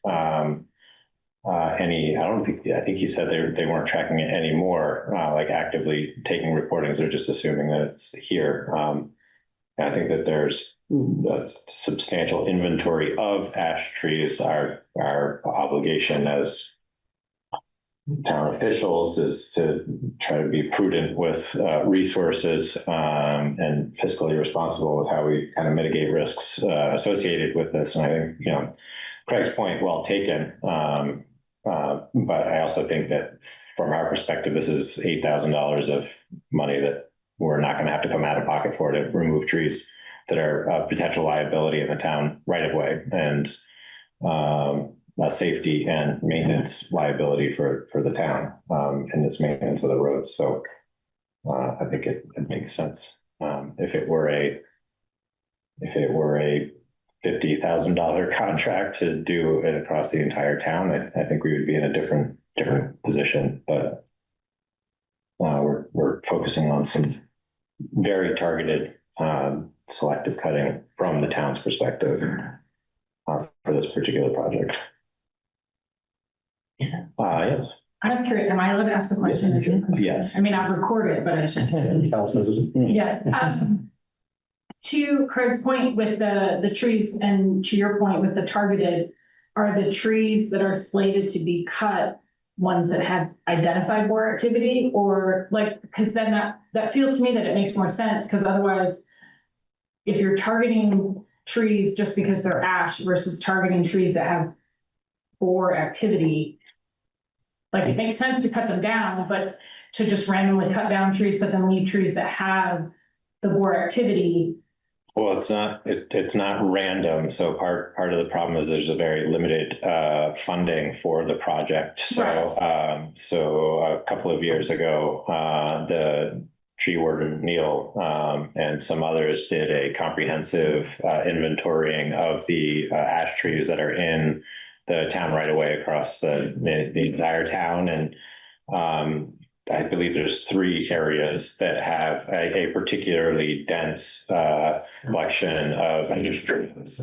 The criteria we used were the density of the tree, the density of large old trees, ash trees, and then the busyness of the road. Those 3 things together. So the top priority was North Calais Road, and then Kent Hill going up the hill here, and a section of Worcester Road. I guess maybe I'm not clarifying my question. Because if you're not cutting down ones that have borer activity, then don't those still pose a threat? That's my concern, is that targeting the ones that are going to cause a threat versus just targeting them because they're ash and then have dense. That's what I'm just trying to. My understanding is they start at into one road and they go as far as they can go and cut every ash tree that's along the road, whether it has activity or not. Yeah. And that's where to me, it makes more sense to target ones that have more activity. They're going to cause a problem. Well, we're just not seeing widespread activity yet. This is proactive. And the thing is, you've got a contractor there with all the machinery, and if he goes picking, someone's gonna have to go back and come picking again. I guess it's, I understand what you're saying too. Yeah. It's a shame. Can I jump in for a sec? Sure.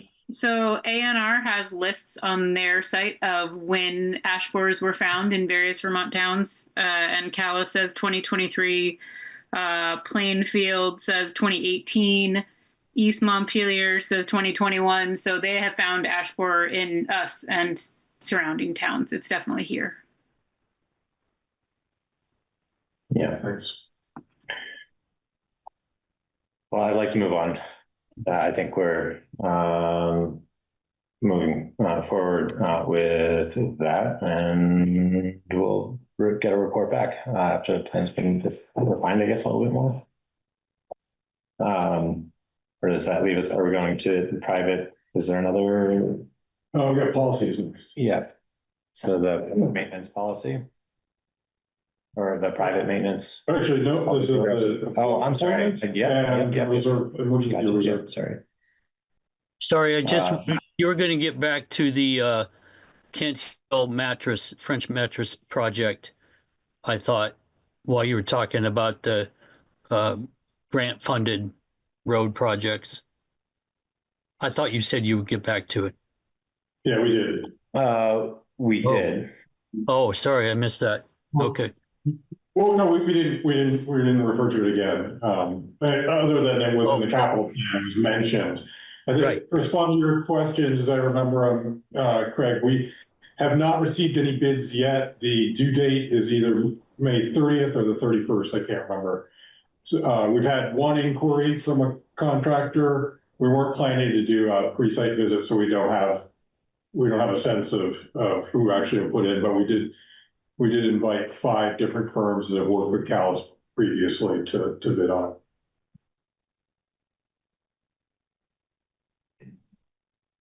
Sorry, I'd say I was just curious. relative to the earlier discussion about beaver activity and maintenance of water levels, I hear what you're saying, and we have made the commitment to take a minimalist approach to trying to maintain the impacts of beaver activity relative to road infrastructure. Before I made any additional representations of commitments, I think it would be helpful to get some feedback from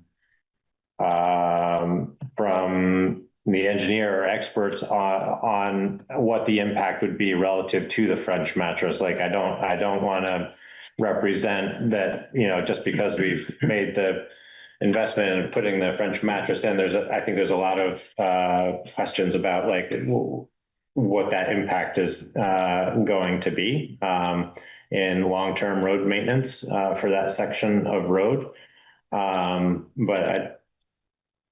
There's information in what I sent you, Kari, from that organization in Pennsylvania. And I forget the name of it right now off the top of my head, but as I recall, it said that beaver activity was neither increased nor decreased. It didn't have any negative impacts on the road, nor the road project on the beaver dam. So my take from that was it was sort of a live and let live situation. So I would expect that neither would impact the other from what I read on that site. Well, thanks for finding and sharing that information, Craig. I think we'll want to revisit this once we have a better idea of the scope of the project and there's a construction period and there's post-construction. Right. I actually don't know if they're going to want the water level dropped for construction. Mm-hmm. Maybe not. I don't know, but they may well. It's very high right now, obviously. Yeah. Thank you. Thanks, Craig. Moving on to policies, can we start with the emergency reserve fund balance? Yeah, so this one's been a concern for me ever since I realized that we have this policy on the books. I don't know if you got a chance to read the history of it. I did some research with Sandra.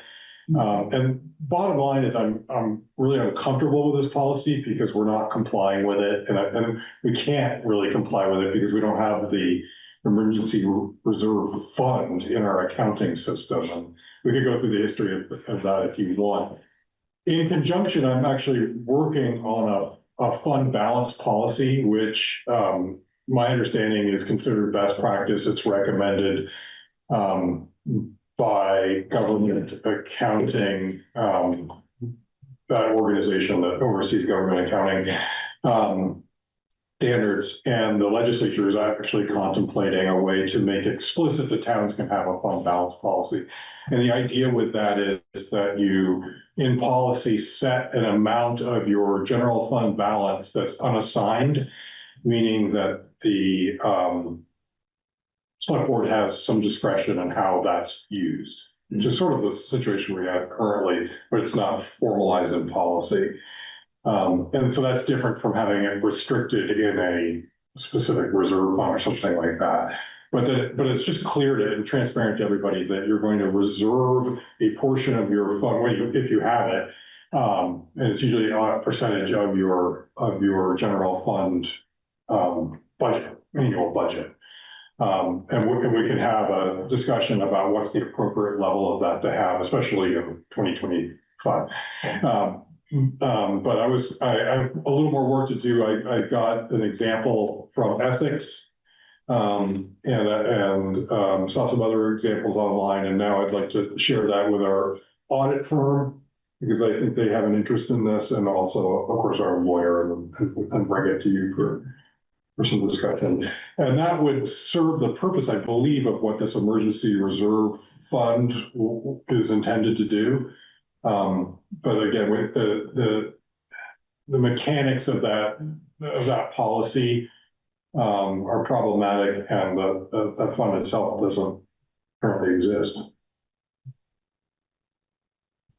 So again, I'm comfortable with that policy. So can you say anything about the mechanics of the policy that are not workable, besides the fact that we don't have any money in the fund, or the fund doesn't exist? The fund doesn't actually exist on the books, and I guess my concern is that we've got an annual commitment. Yeah, it's the commitment part that's Okay. problematic, up to a level that I'm not sure what it is. It refers to a level. But it doesn't specify what that level is, and then when you set a level, I think it should be based on the size of your operation, your budget would make sense to me. Yeah, it's fairly vague on that. Yeah. And something that Kari and I had been just discussing, as he's reviewed some of the other policies of it, joining communities or best practices, we're carrying more than what is usually would be considered a normal, reserve fund for that sort of thing. So not only do we not have a lot of clarity around, how it gets used or how much we should be carrying, or how that gets allocated in the budget annually for, we just kind of keep accruing, and we have a policy that we're not really in compliance with because we don't have an actual fund established for receiving. Yeah, I'm not sure what the proper level is. I've seen in policy where they're saying, 25 to 35% of your operating fund, your general fund operating budget. I think it needs to be higher than that here in Calais in this day and age. Yeah. But we could talk about that. And our history, I think, varies quite a bit. As what I learned in the research, we were carrying a significant deficit not that long ago. Which is what happened to the fund. Yeah, right. But the town has been able to build up a reserve, a fund balance. So that's great. Resuming this policy would be one step on the path towards a better situation. Yeah, I would think in the next meeting or two, I'll be able to bring you a draft and we can start discussing it. And while we're waiting, I just assume not have this policy that we're not compliant with. But in the second paragraph, it says that the voters, town authorized the establishment of the reserve fund. So the voters are, right. We'd have to go to the voters and have it rescinded, correct? Or not? I would think so, and explain why, this other measure is better, but the bottom line is we haven't had this fund. We're gonna have to explain it at some point. Yes. True. We haven't had this fund operationally for many years. Right. Yeah, it's a problem, but one that we can solve. Okay, good. But that doesn't change that this policy is not working for us, and we're not compliant with it, and it doesn't. Right, and this policy wasn't approved by the voters. The Correct. policy was approved by the select board. And So we as a she select board tried. can't. She tried. It just didn't go anywhere. Yeah. That's not word. Well, I would entertain a motion to rescind the emergency reserve fund balance policy, considering we are not in compliance. Acknowledge that the voters did in March 5th, 2023, authorized 2013, 2013 established to establish a reserve fund, but knowing that we have plans to revisit the policy and set something up that is more specific and something we will be in compliant with. I guess that was all pre-context, and the motion is to rescind the emergency reserve fund balance policy. So moved. Second. All in favor? Aye.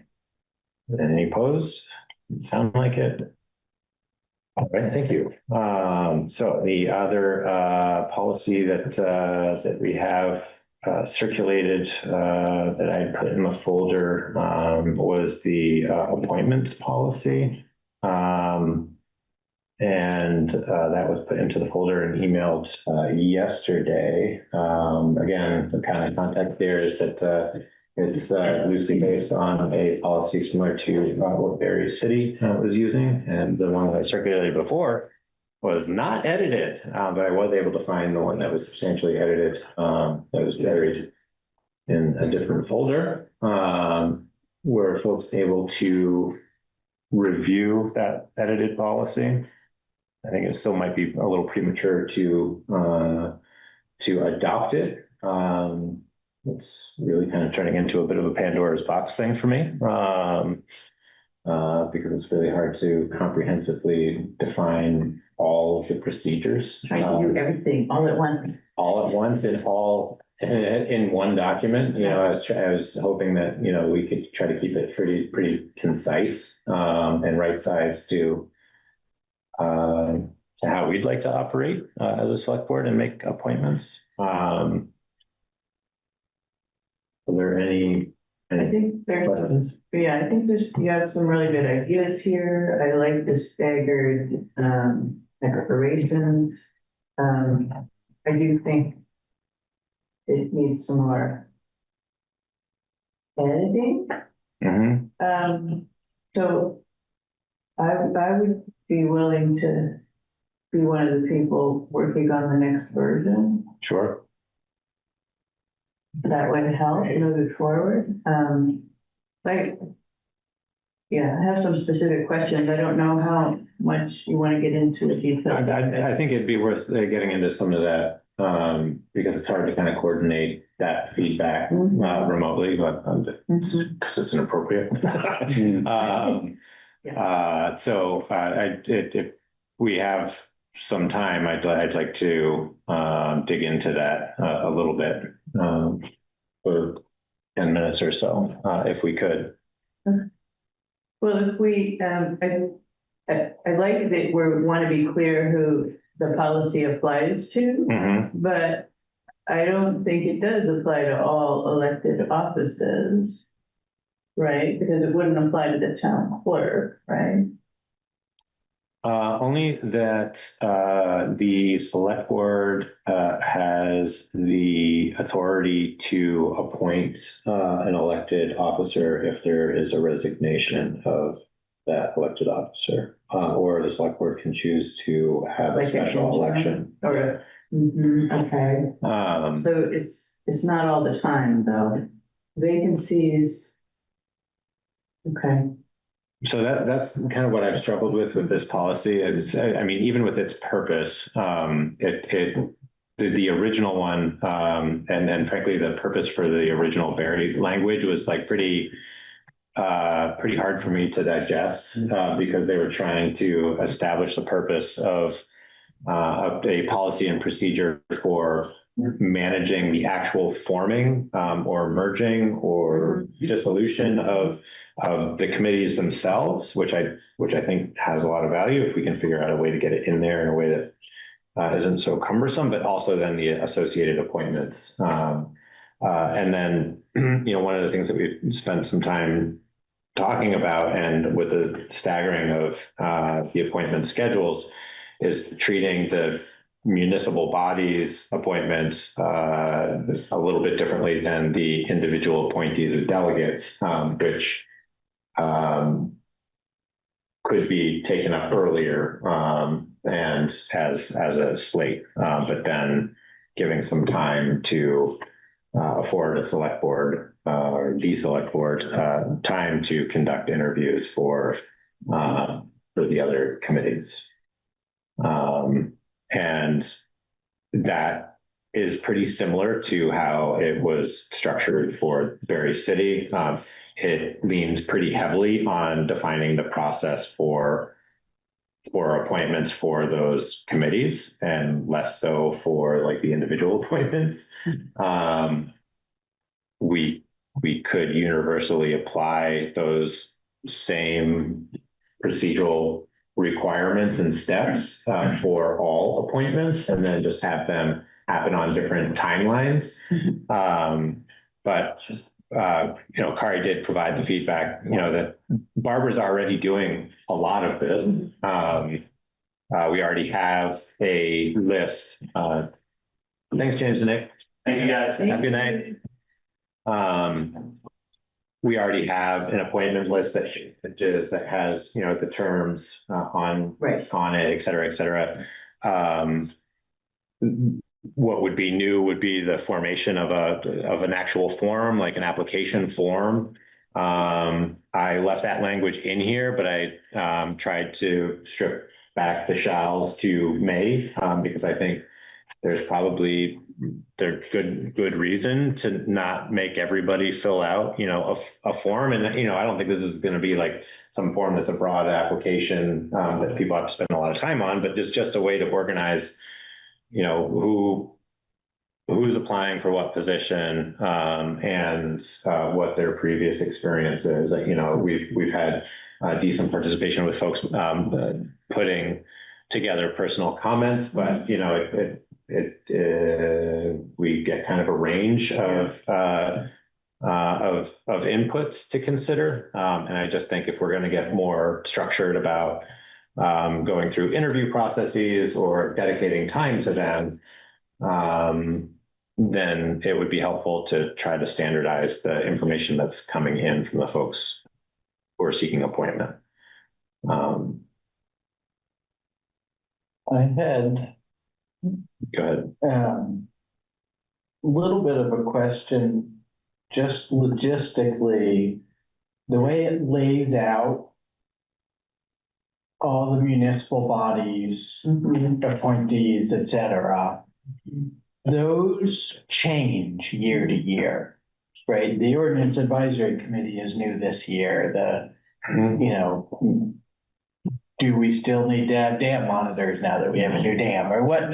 These positions come and go with some regularity. So I wonder, will this require, an annual update to the policy, which seems onerous, or is there a way to sort of define what fits in which category without specifically naming each one? I don't love that idea as much as I think that the burden, the document's kind of burdened by having this long list of things that can potentially change. I think if the policy is refined enough, I think it's a good record of what those lists of committees are, and I think the owner of this policy and the administration of the policy is largely going to be the select board administrator. And so I don't think, I think there'll be some edits or maybe some readoptions that the select board would have the opportunity to manage after town meeting, but then we have this air gap that we've created by staggering the appointment schedule, that I think does afford the room to say, okay, well, we've removed this position, or it was an ad hoc position. The other thing I think is an interesting concept. Maybe this isn't a great political environment to be talking about it,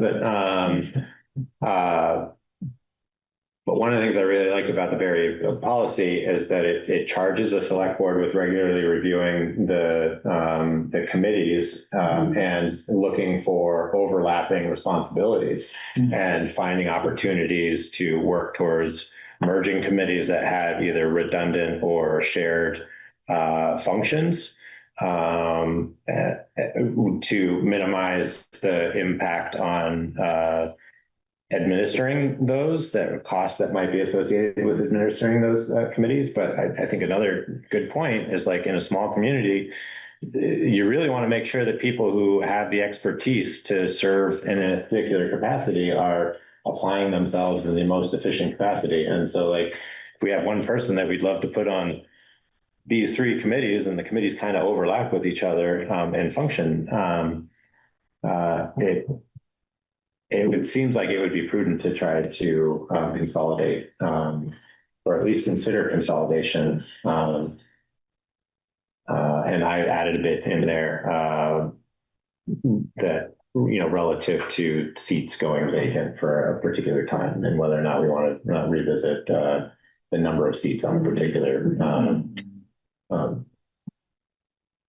board, commission, or policy. So Yeah, so there are some new, within the policy, there's some new thoughts about what the select board should be doing on an ongoing basis to pay attention to this stuff.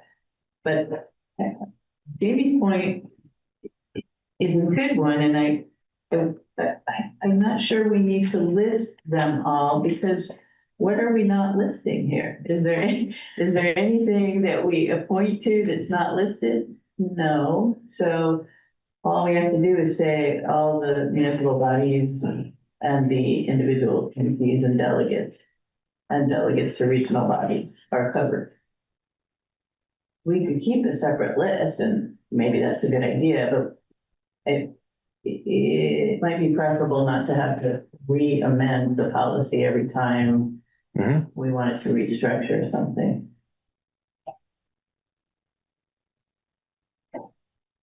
I think that's fine. I was originally preserving that element of it with the intention that there would be like some sort of different handling or procedure for the annual appointments versus the. But if the process is the same and it's just timed differently, or we afford a certain amount of discretion in how the policy is written, to kind of make some of those discretionary decisions on how the policy gets applied, then yeah, we could probably strip those lists out, and maybe just define the difference between municipal bodies or individual We have appointees. definitions of who's what, but we also have the requirement that there be this spreadsheet, and that's where all of our. Yeah. And there could still, if we wanted there to be a different process for the two, there could still be a different process for the two. Sure. As long as there's some language about, defining them.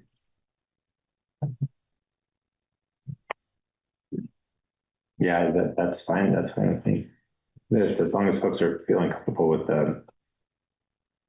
how the policy works, I guess, without those lists in there, then that sounds fine to me. I guess have a question on like what's going to be the thing. I mean, how do people feel about regularly or annually saying, like, is there an opportunity to merge commissions, and what's that going to look like? Well, it comes up every year that we have to reappoint people or find new people. So if we could make a habit of part of that discussion being whether we could make things more efficient. Kind of like having a list in here myself, just because it's in one place, but I understand you'd have to go in and change it if somebody authorized another weigher of coal or something, but I don't know. It's just a little bit of maintenance every year to update this. Of course, it doesn't tell you how many people are on it, doesn't tell you how much, what the term length is. Right. So there is something to that. I just want to say we do have these lists. The lists are on the website with all the people in them and their term lengths. We have the town org chart, which doesn't have who's in it or their term length, but does list all the positions in their various capacities. And then on our master contact list in the town office, we also have every person who's in every position, their term length, when they were put into office and when they'll be up for reappointment. So we do have that document in a number of places, it could be produced at any time pretty easily. Yeah, I think one of the motivations, I guess, for having a clause in here that just lists references is like, we just need to define what the master document is for that information. That, something ends up being the controlling list, and just so that, so that there's some continuity and we're not managing too many different lists. So I think as long as we define what that is in that reference, and if we want to call it the appointment list or committee list or whatever that is, and then everybody's working from the same one. I know as a matter of practice in the office, we tend to think of the master contact list we have that gets updated immediately as soon as anything changes. And that's the one we sort of reference if we can't recall something. That's sort of the baseline for us, but we can work differently if it works better for you guys.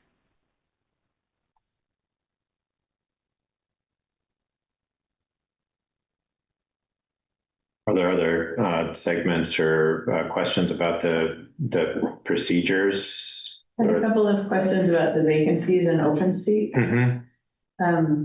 Again, great to be thinking about all this, right? I wasn't clear.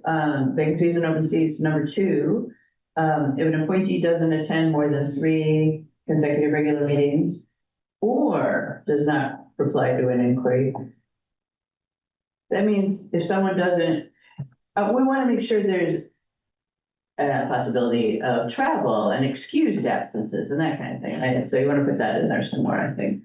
Within a certain, doesn't respond within a. Well, that's why I was thinking the response, Maybe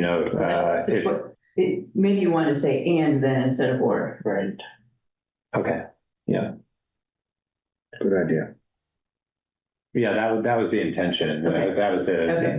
intent. That was another area that was kind of messy in the Barry one, because I was trying to do too much and the language wasn't very clear, but yeah, I assume that, But yes. if you miss 3 things and the chair says, hey, this person isn't getting back to me, then that kind of triggers a vacancy. But then it comes, okay, and nobody has to take any action, it's just that's considered vacant, which I kind of like. The next one is if the appointee is removed from office by the appointing authority, is that us? By the select board, we should say, right? But there's nothing in here that I saw about by what grounds do we remove someone? It's happening automatically in number 2. Do we want to specify what grounds are legitimate for the select board to remove someone?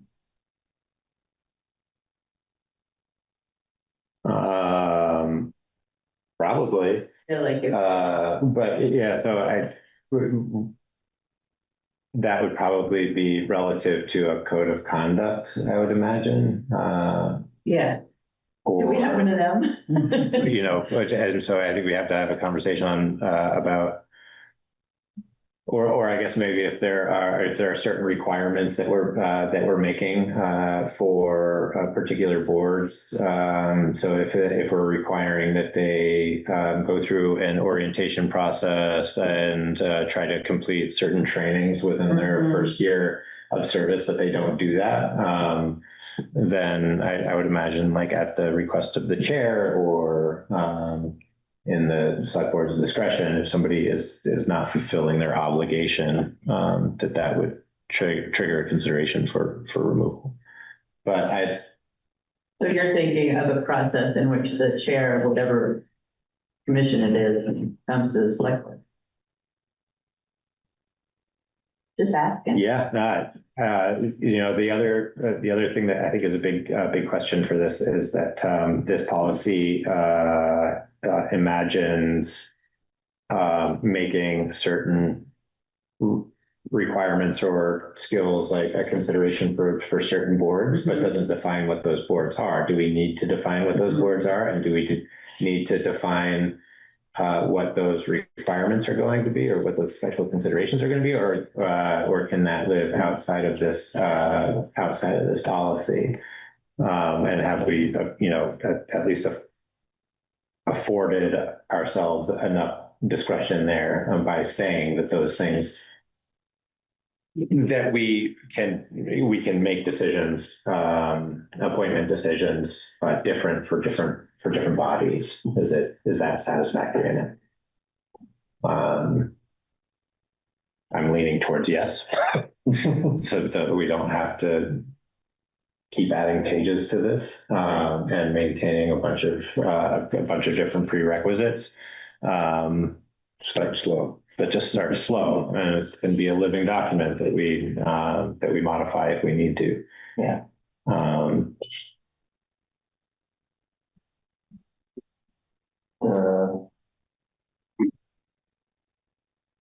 One other piece I was thinking, since Barbara is the one who has held much of this and continues to hold much of this, we should definitely give her for sure a chance. But the one thing that caught me on posting of open seats, bullet 4, is a little unclear of which posting. So all open seats that have been posted but remain open shall remain posted.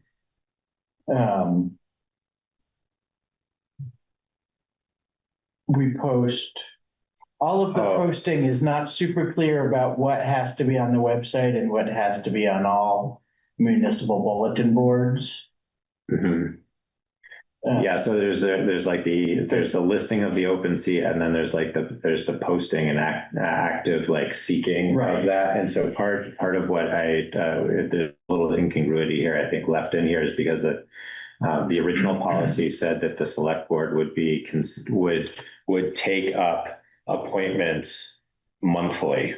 Yeah.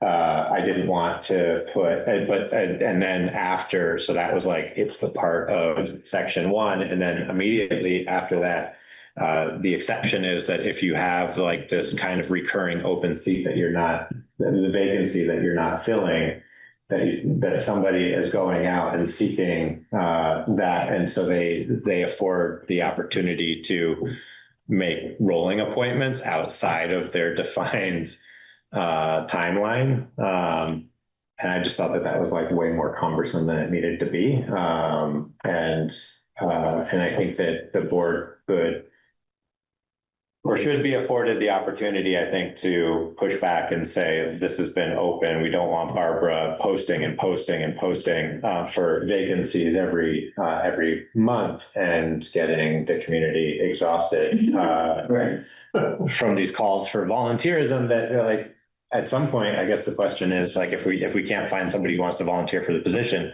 should we have the position? Right, but I think on committees and stuff, sometimes committees are happy to, have open seats perpetually for when the right exact candidate moves to town. Sometimes it's nice to have that. There's two different aspects. One is it's posted on the website, so anyone that goes there can see what you need. And the other is active recruitment. Yeah, front porch forum and all that stuff. We don't always need. Yeah, so I guess my pushback on that would be that again I don't think it does us much service to just have a vacant seat that's open waiting for a perfect candidate. If a perfect candidate moved to town, they could go and participate in those meetings as a citizen. From the exception being the DRB, who has a quasi judicial capacity that citizens just can't participate in. And then, there's the considerations of quorum and that sort of thing. But if we have a recurring and standing vacancy, it seems maybe it's not a problem because we're giving some discretion around seeking volunteers for that, so that we're not just hammering people to fill open seats every month.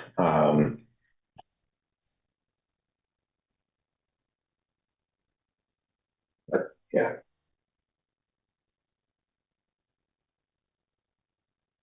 but I'm happy, I would support changing the language around the open seats and vacancies. The other thing that I tried to tease out that wasn't originally in the policy was it kind of get into it down in the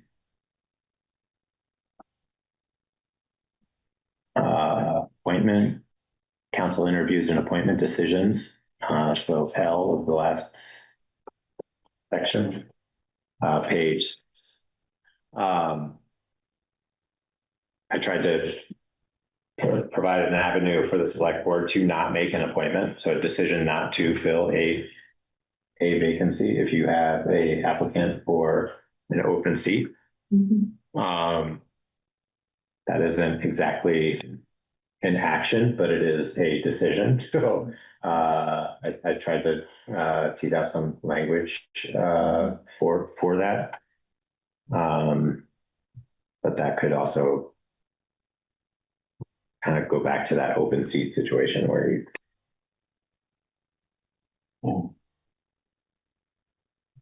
Anyway, we're now 10 minutes over the first 15 minutes over the first 10 minutes. So if we want, we can table this and let Barbara take a look at this and provide some feedback. Folks can continue to ruminate on it. I would love it, Christy, if you'd want to do some wordsmithing in there. It breaks my brain as I stare at the language. No, it's a lot. It's a lot to try and accomplish. So I appreciate what you're doing. Yeah. I will take another crack at it, but Sure. I think having Barbara's input is obviously. So we want her to react to this version. I think so. Yeah. Be back on Thursday. Great. And is Tegan still on by chance? Yeah, I'm still here. Tegan, one of the things that I pulled out was there were some statutory listings in the original one that kind of define the select board's authority to make appointments. I listed it just kind of generally in the reference section without having to add a whole clause associated with defining the select board's authority.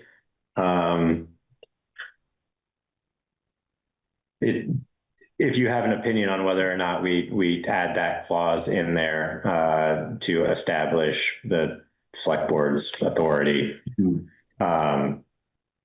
open to some feedback on that. It's definitely important to have it in ordinances. It's a good idea to have it in policies, especially because when you go back and revisit it, that you know where to go looking when you're checking various things out. It's nice to have it in there. I will take a look at that language specifically. I have the draft. Okay. Well, right now it's just 24 VSA 107, which just broadly covers appointments for the select board on a number of levels. So if you wanted to add a specific clause that defines that or articulates that more clearly, we should add it back in. Okay. Thanks. All right. What would you like to move on to reports? Private maintenance. No, private maintenance. Sorry. Yeah, so we want to get this application together so that we can start posting it and let people know that they can apply. We had 3 parties last year, I believe, apply for this. So we'll certainly invite them or make them aware. And This is the work of the Ordinance Advisory Committee. Excellent. I thought now I'm not putting my fingers on them, but the suggestions you made in the memo make sense. Yeah, so the first one was about a date, and that we added sort of ad hoc to each of the 3 Right. applications last year. I think it was August 15th in each case. You might have an opinion about that, Bill, about when, so it's sort of like, when do we know that we will get to every road segment? It might be earlier than August 15th this year. It might be later, I don't know. Depends on where it is. But I think the added sentence saying may take action to cut roads or brush that impedes on the roadway. Obviously, if it hasn't been done and it's impeding, then the town has to do it, You're right, you know? right. And that kind of takes care of that date business. You know, if the woodwork hasn't been done. Oh, okay, so I mean, the thing is, it's gonna be kept. I think it's kind of relative. So, we have the two different natures of the requests.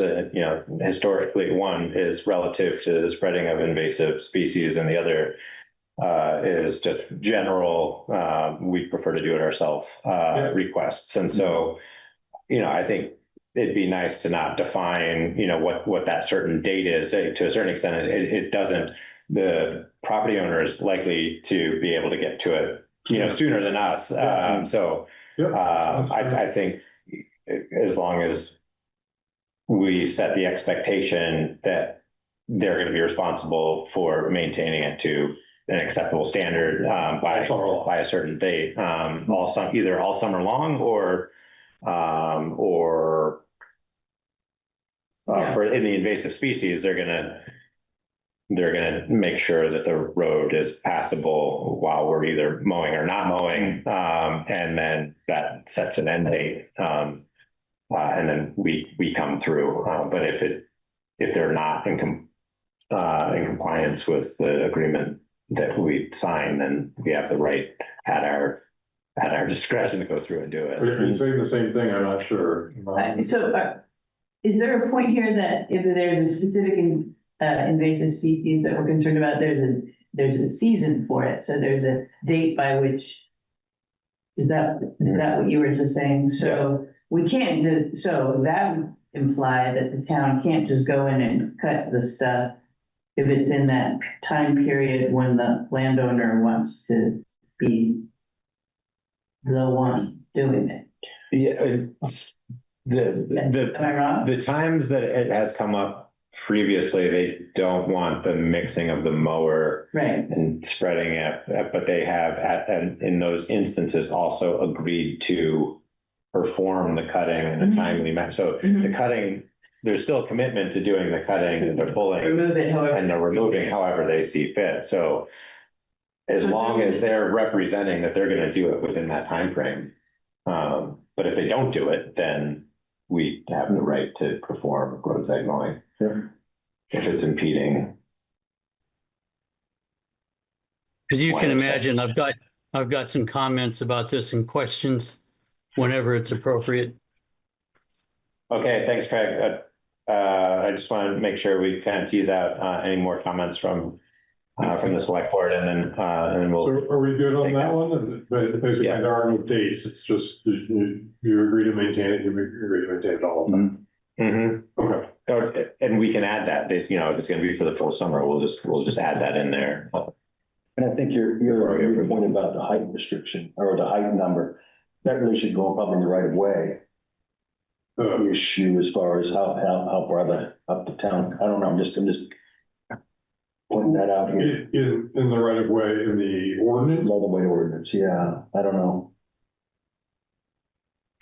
I mean, the town's right of way up to the moon, basically, the air, all the way up to there, but That's sort of our expectation of 10 feet, 10 or 12 feet, depending, I couldn't remember if it was 10 that you were using. Then I try to use 10 feet, yeah, but So that's not on the form? A height? It's not.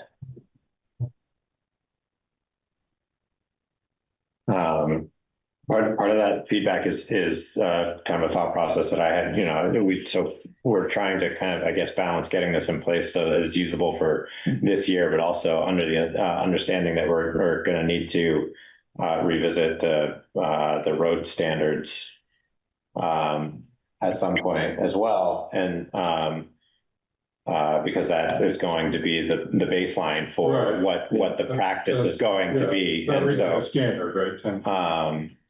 And yeah, so the road standard says it's 10 feet. No, it does not.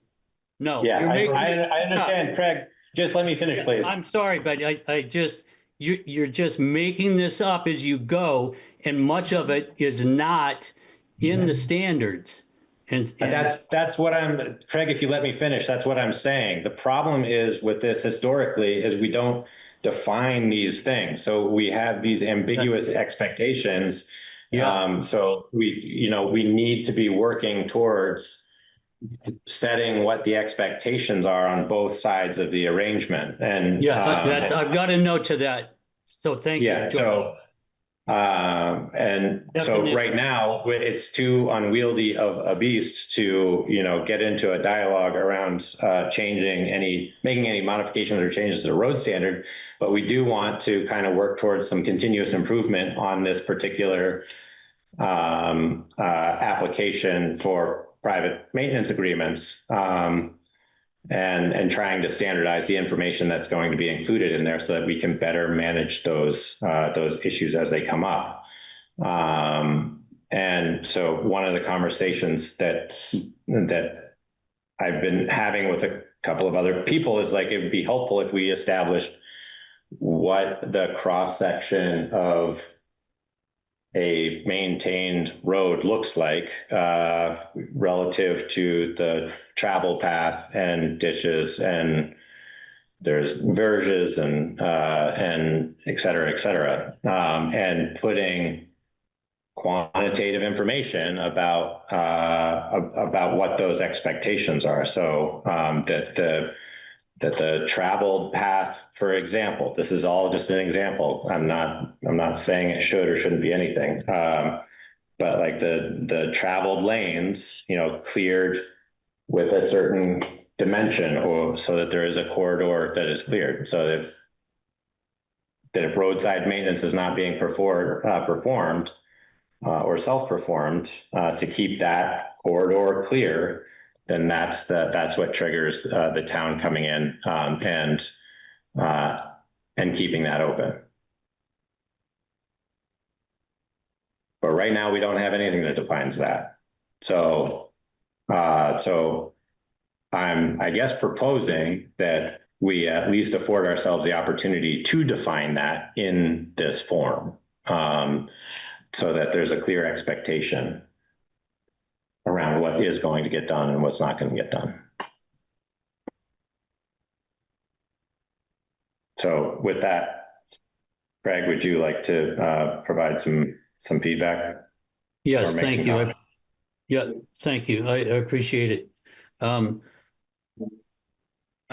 My first question is, if there is an agreement signed with the landowner, I've heard you talk about if the work isn't done, then the select board will direct the road crew to mow it, to do it as to your standard. And so I think a date is imperative, because I personally do not want certain things mown which are annuals, such as ferns and things like that, that don't impact travel, that don't reach out into the road, but they serve as a visual buffer and they serve as a filter for roadside dust, etc. And I don't want that stuff to be mowed. So if a person on the mower or were to come along and be doing my road and see some of that and say, well, here I am, I'm going to do it, as happened with my property last year, then my question is, will the select board own up and follow their own agreement? You're putting all the onus on the landowner, but what about the select board and the road crew? No, the expectation and the reason for not getting specific on a particular date or saying for the entirety of the time is that I anticipate that there are going to be kind of case by case issues that need to be considered, and that there's going to be an opportunity to have some dialogue about what the expectations are. So in that. And included in that would be, so if the work's not being performed or falling short of expectations, then the road crew would alert Kari or the select board, and there would be an opportunity to give notice to the landowner that they're falling short of their commitment, because it's a commitment on both sides. And so let me just, let me go back to what I was saying. Last year, I walked along my road with loppers and pruners, and I trimmed stuff that I thought might be at issue. Honestly, it really wasn't very much. I didn't think there was much. Kari contacted me and said, Bill has concerns about areas on your road, also on John Brabant's, and can I come up? And I said, sure, please. So he and I talked about it, and regardless, Bill came along and mowed on my property. I get it. Listen, I don't want to get into. I'm trying to avoid this happening again. Yeah, this year is my point. We all are, Craig. The one way we could avoid it is just not adopting this and not approving anybody to do anything. So that's an option too. Okay, don't interrupt me if you don't want to be interrupted, okay? I'm trying to make a point. I'm trying to talk about it in a way that could be constructive. And I honestly, I've done it for 26 years. There's never been a problem. The road crew has never had trouble. They've never complained. UPS trucks have never complained. I get it. We don't need to go through and list all of the things that have never happened. What I'm trying to work towards is how do we set a document that provides us the opportunity to manage expectations and defines what the process is going to be, so that when there is a need to take action one way or the other, we can do that. We were in a very reactive mode last year because we didn't even know that there was an application to do this. So now we're taking the opportunity to improve it and make it a working document for both the residents and the town. My final words will be, there are several people in town who have an interest in this, and we all have done the work every year without a problem before this policy was discovered. I would say it's not needed. You're doing 95% of the roads or more with the mower that is an extreme mower. And I don't want my road, my section of my property, to be mowed 10 feet up and 10 feet from the center line. It's too much. So I look forward to seeing the new application, and I will fill it out and I will discuss it with the select board. Thank you. Thanks, Greg. So I think the current application does have room for, making those things in there, or adding those things as needed relative to the conditions of whatever the request is that's coming in. Is that fair? I don't think we have to. This isn't a policy. This is just a form. So I don't think we need to formally approve anything. But I think if everybody seems to be aligned on how we're going to be using this to manage expectations and enter into agreements this year, then we'll leave it. We can leave it at that. Does that sound about right? Mm-hmm. Yeah, I think it's fine. Okay. Thanks to the ordinance advisory. Thanks to the ordinance advisory committee for chipping away at this. I appreciate it. All right, so we'll get this posted and get it out there. Yeah, that'd be great. Thank you. Good.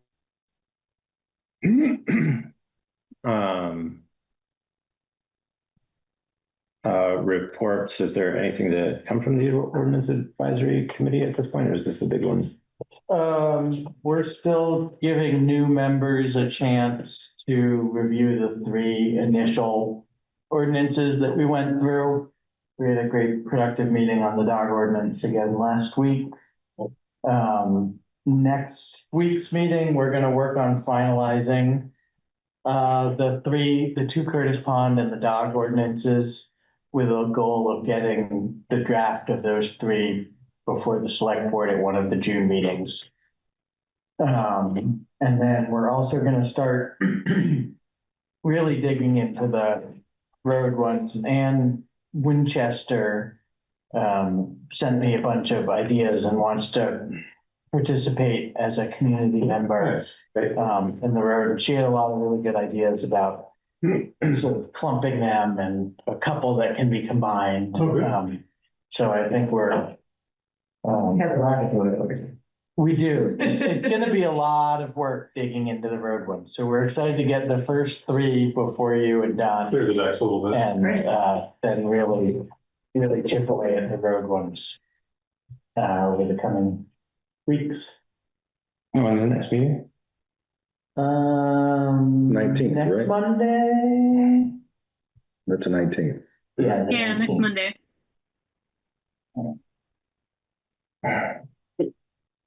Did I miss anything, Tegan or Bill?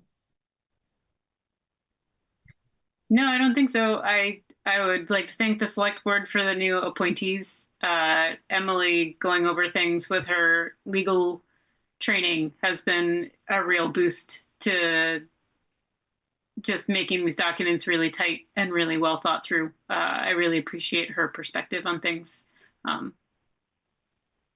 Yeah. Absolutely. Agree.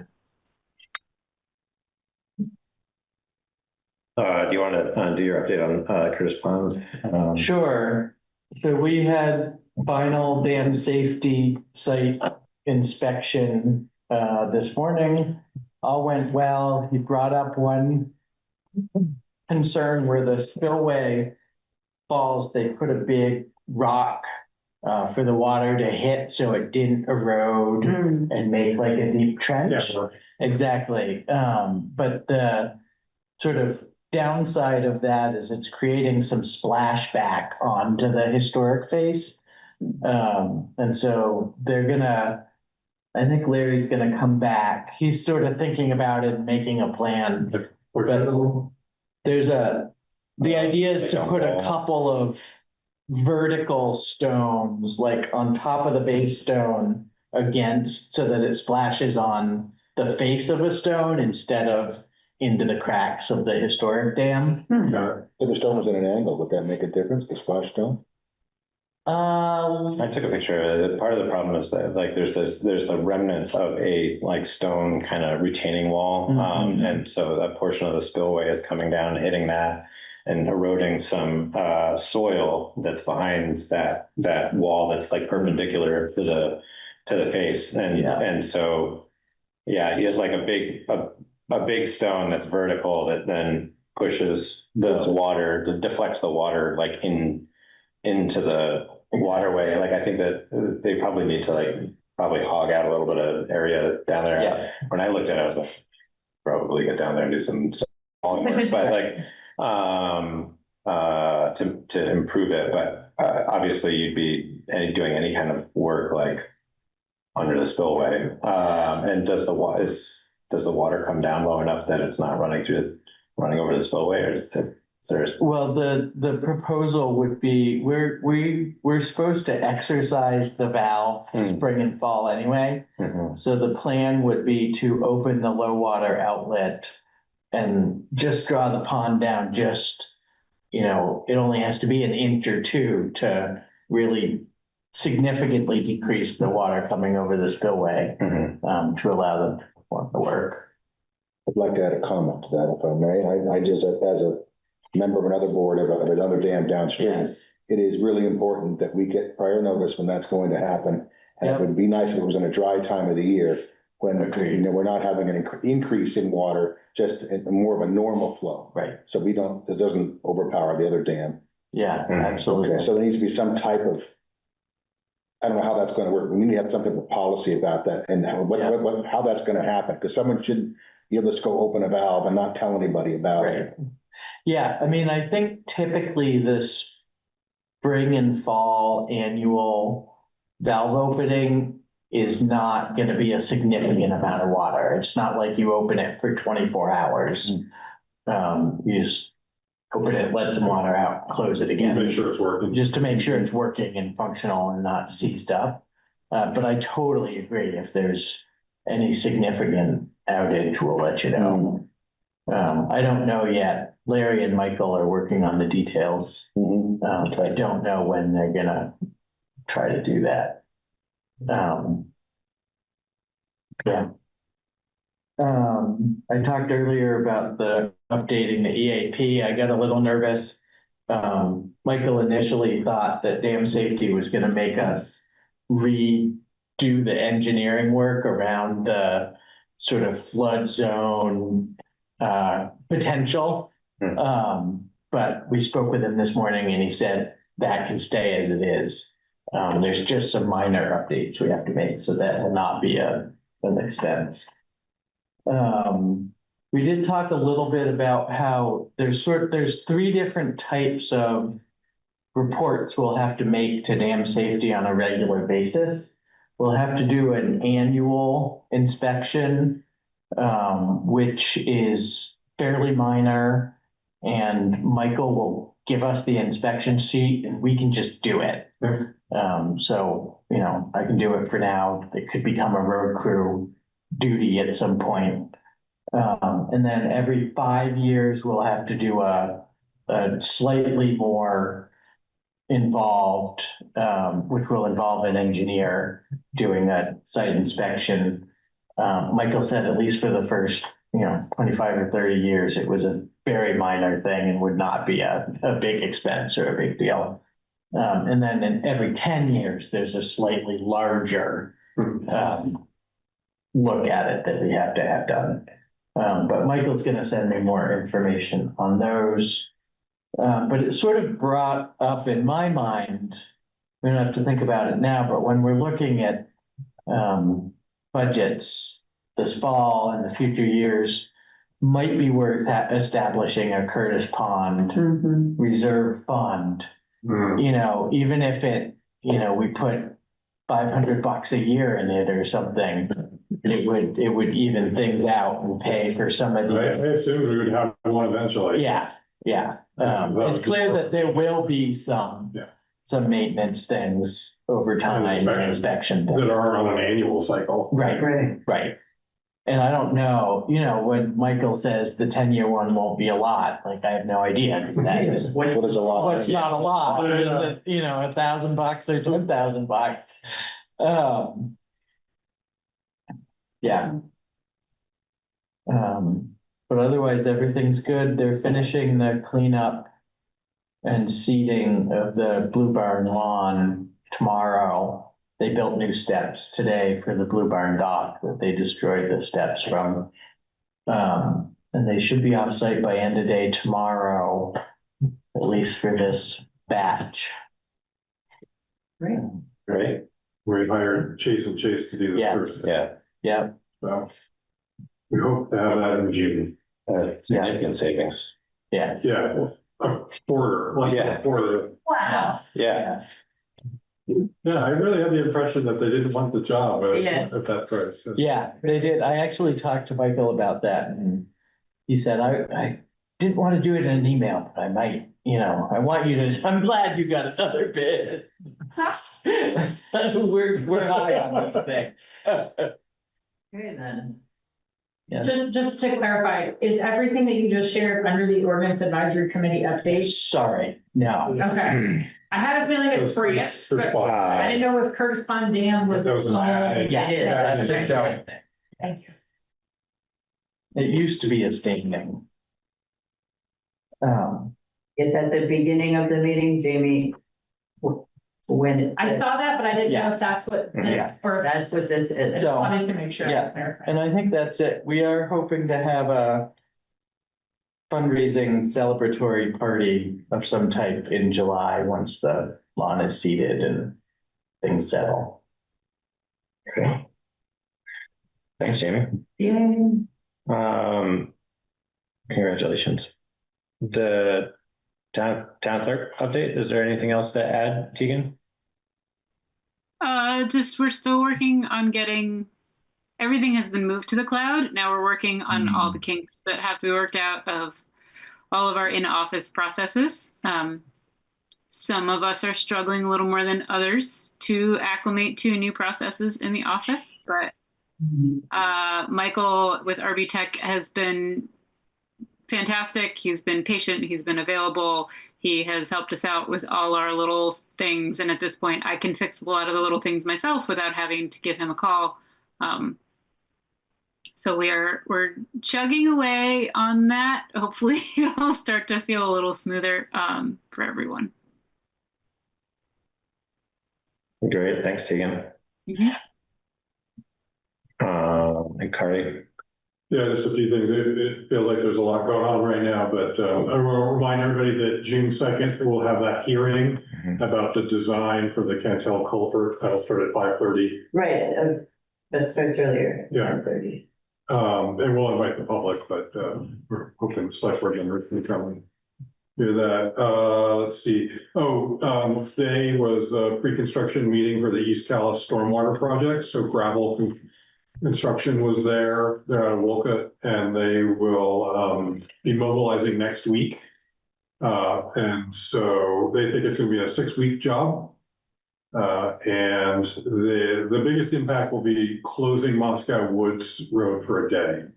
And that will happen the week of the 26th, May 26th. So once I have a firm date on that, I will communicate that. I'm going to communicate that tomorrow, I think, or the next day. Yeah. But once we have a firm date, then we'll really get clear with everybody, including. At what point, before or after the post office? It's after the post office, after Baton Road, this side of Baton Road. Because it's the culvert that ties into the gully down below. They're starting the work on the gully and then working their way up. And then, so we had another trash issue. There was some illegal dumping happening on Sand Hill Road. And that led me to meet by email. The solid waste district has an enforcement officer. I didn't know about this. So I've been in touch with that person, and I took the opportunity to ask him, hey, what about any tips on how to handle properties with trash vehicles? And so he's come up with a couple possible avenues to work on this, so I'll report more on that. But I thought that was exciting. Yeah, that's great. He seems to be really with it. He actually placed a game camera at the site of where the illegal dumping. He didn't catch anybody, but he noticed that there was, just in his 2 visits there, trash is being dumped on a regular basis, which is what the landowner said. This has been going on for years. So anyway, it's good to have an ally in that. Yeah, that's great. And then the last thing is, Toby and I are wondering about your opinion about this. FEMA 2023, there's one outstanding project, and it's Martin Road. If you know where that is, on the county road going down to Adamath. There was a culvert placed, but then it was judged not to be large enough. This is actually a good thing. The FEMA judged that mitigation, we can get a much larger culvert that's appropriate for the amount of water flowing through there in the future. And so they've left that project open, the permanent fix to that. And we have a bid from the original contractor that worked on that road, GM Bowen. And they put in for $53,000. So it's a significant project. And FEMA is going to pay for 90% of this. Right, and the state's going to pay for 7.8. Those are the terms. So our portion is 2.2. So we have one bid, I guess, one quote from. Actually, it's an estimate from Donnie Mutrino. And then the question is, do you feel like we should solicit more? It's kind of a gray area because it's a large. We usually try if we're. Putting this out to, if we're trying to get the best price possible, we would put it out. But on the other hand, they were the contractors the first time around. And it falls under the threshold for doing that too. It does. It does. So it's really. Does FEMA have a feeling about that? Well, I just don't know if that would be a no, requirement. my sense is that they're you just get it done. Yeah. And there's still FEMA money? Yeah. I know. Yeah, well, We're about to get $60,000. Yeah, well, that's, Uh, okay, so this is through the state again. Yeah. And I guess Gene Bowen's a local contractor too, so. Yeah. Lives here now, so that's one plus for them. So what, how did GM Bone and Donnie, like, Donnie is the owner. oh, he's the owner. Do you have an opinion? I mean, you don't have to. I don't I mean, if we've already gotten confirmed funding, and it seems appropriate to have it Move done. forward, get it done. And he can do it in a, Yeah, you can do it this summer. We have to get whatever the permit is for working in the street. I forget the name of it right now. That's the whole of it. Yeah. Stream permit. Stream permit. Gotta have those when you're dealing with a perennial stream. Okay, yeah, that's it. Great. There's a lot else in that memo if you have any questions. Yeah. There's good, But there's quite a big good one. stuff. There is a lot going on. Yeah. I didn't have any particular questions about the memo. It was all pretty straightforward to me, but, if there's any- Oh, I wanted to, say thank you and congratulations. Is it in this memo or another one? In getting the bank to pay for the, oh my. Oh, yeah. yeah. Yeah, just had to ask, and, you know, I did point out that East Montpelier had all that stuff paid for, no fees from Northfield Savings. Yes, exactly, And there's exactly. a new head of government accounts at Community Bank, so he was here, please. Nice. So that's, we've already got the scanner, we're set up for training for next Monday. Great, Yeah, great. and to just see the note about, I asked about our interest rate, and then they said, oh, yeah. Oh, yeah. Nice. You gotta ask. Just ask. Yeah. What a lesson, right? I'm surprised, it's the overnight sweep. I'm surprised that there's not more, consultant bidding for town business. You know, the banks aren't more actively involved in We trying get to, calls yeah. from time to time, for sure. It's just, everyone knows it's such a pain to change banks, right? Yeah, but what I would say is that we would wait a period, it's like, so your audit firm or whatever, you Mhm. wait a period of time and then you go out. Open it up. Yeah. Yeah, great. Well, thanks for asking and getting that done. All right. And unless anybody else has any other questions, we should say move to adjourn. Second. I keep getting told that we don't actually have to do it. We could just declare it adjourned. Maybe you just say adjourn. I Sure. Adjourn.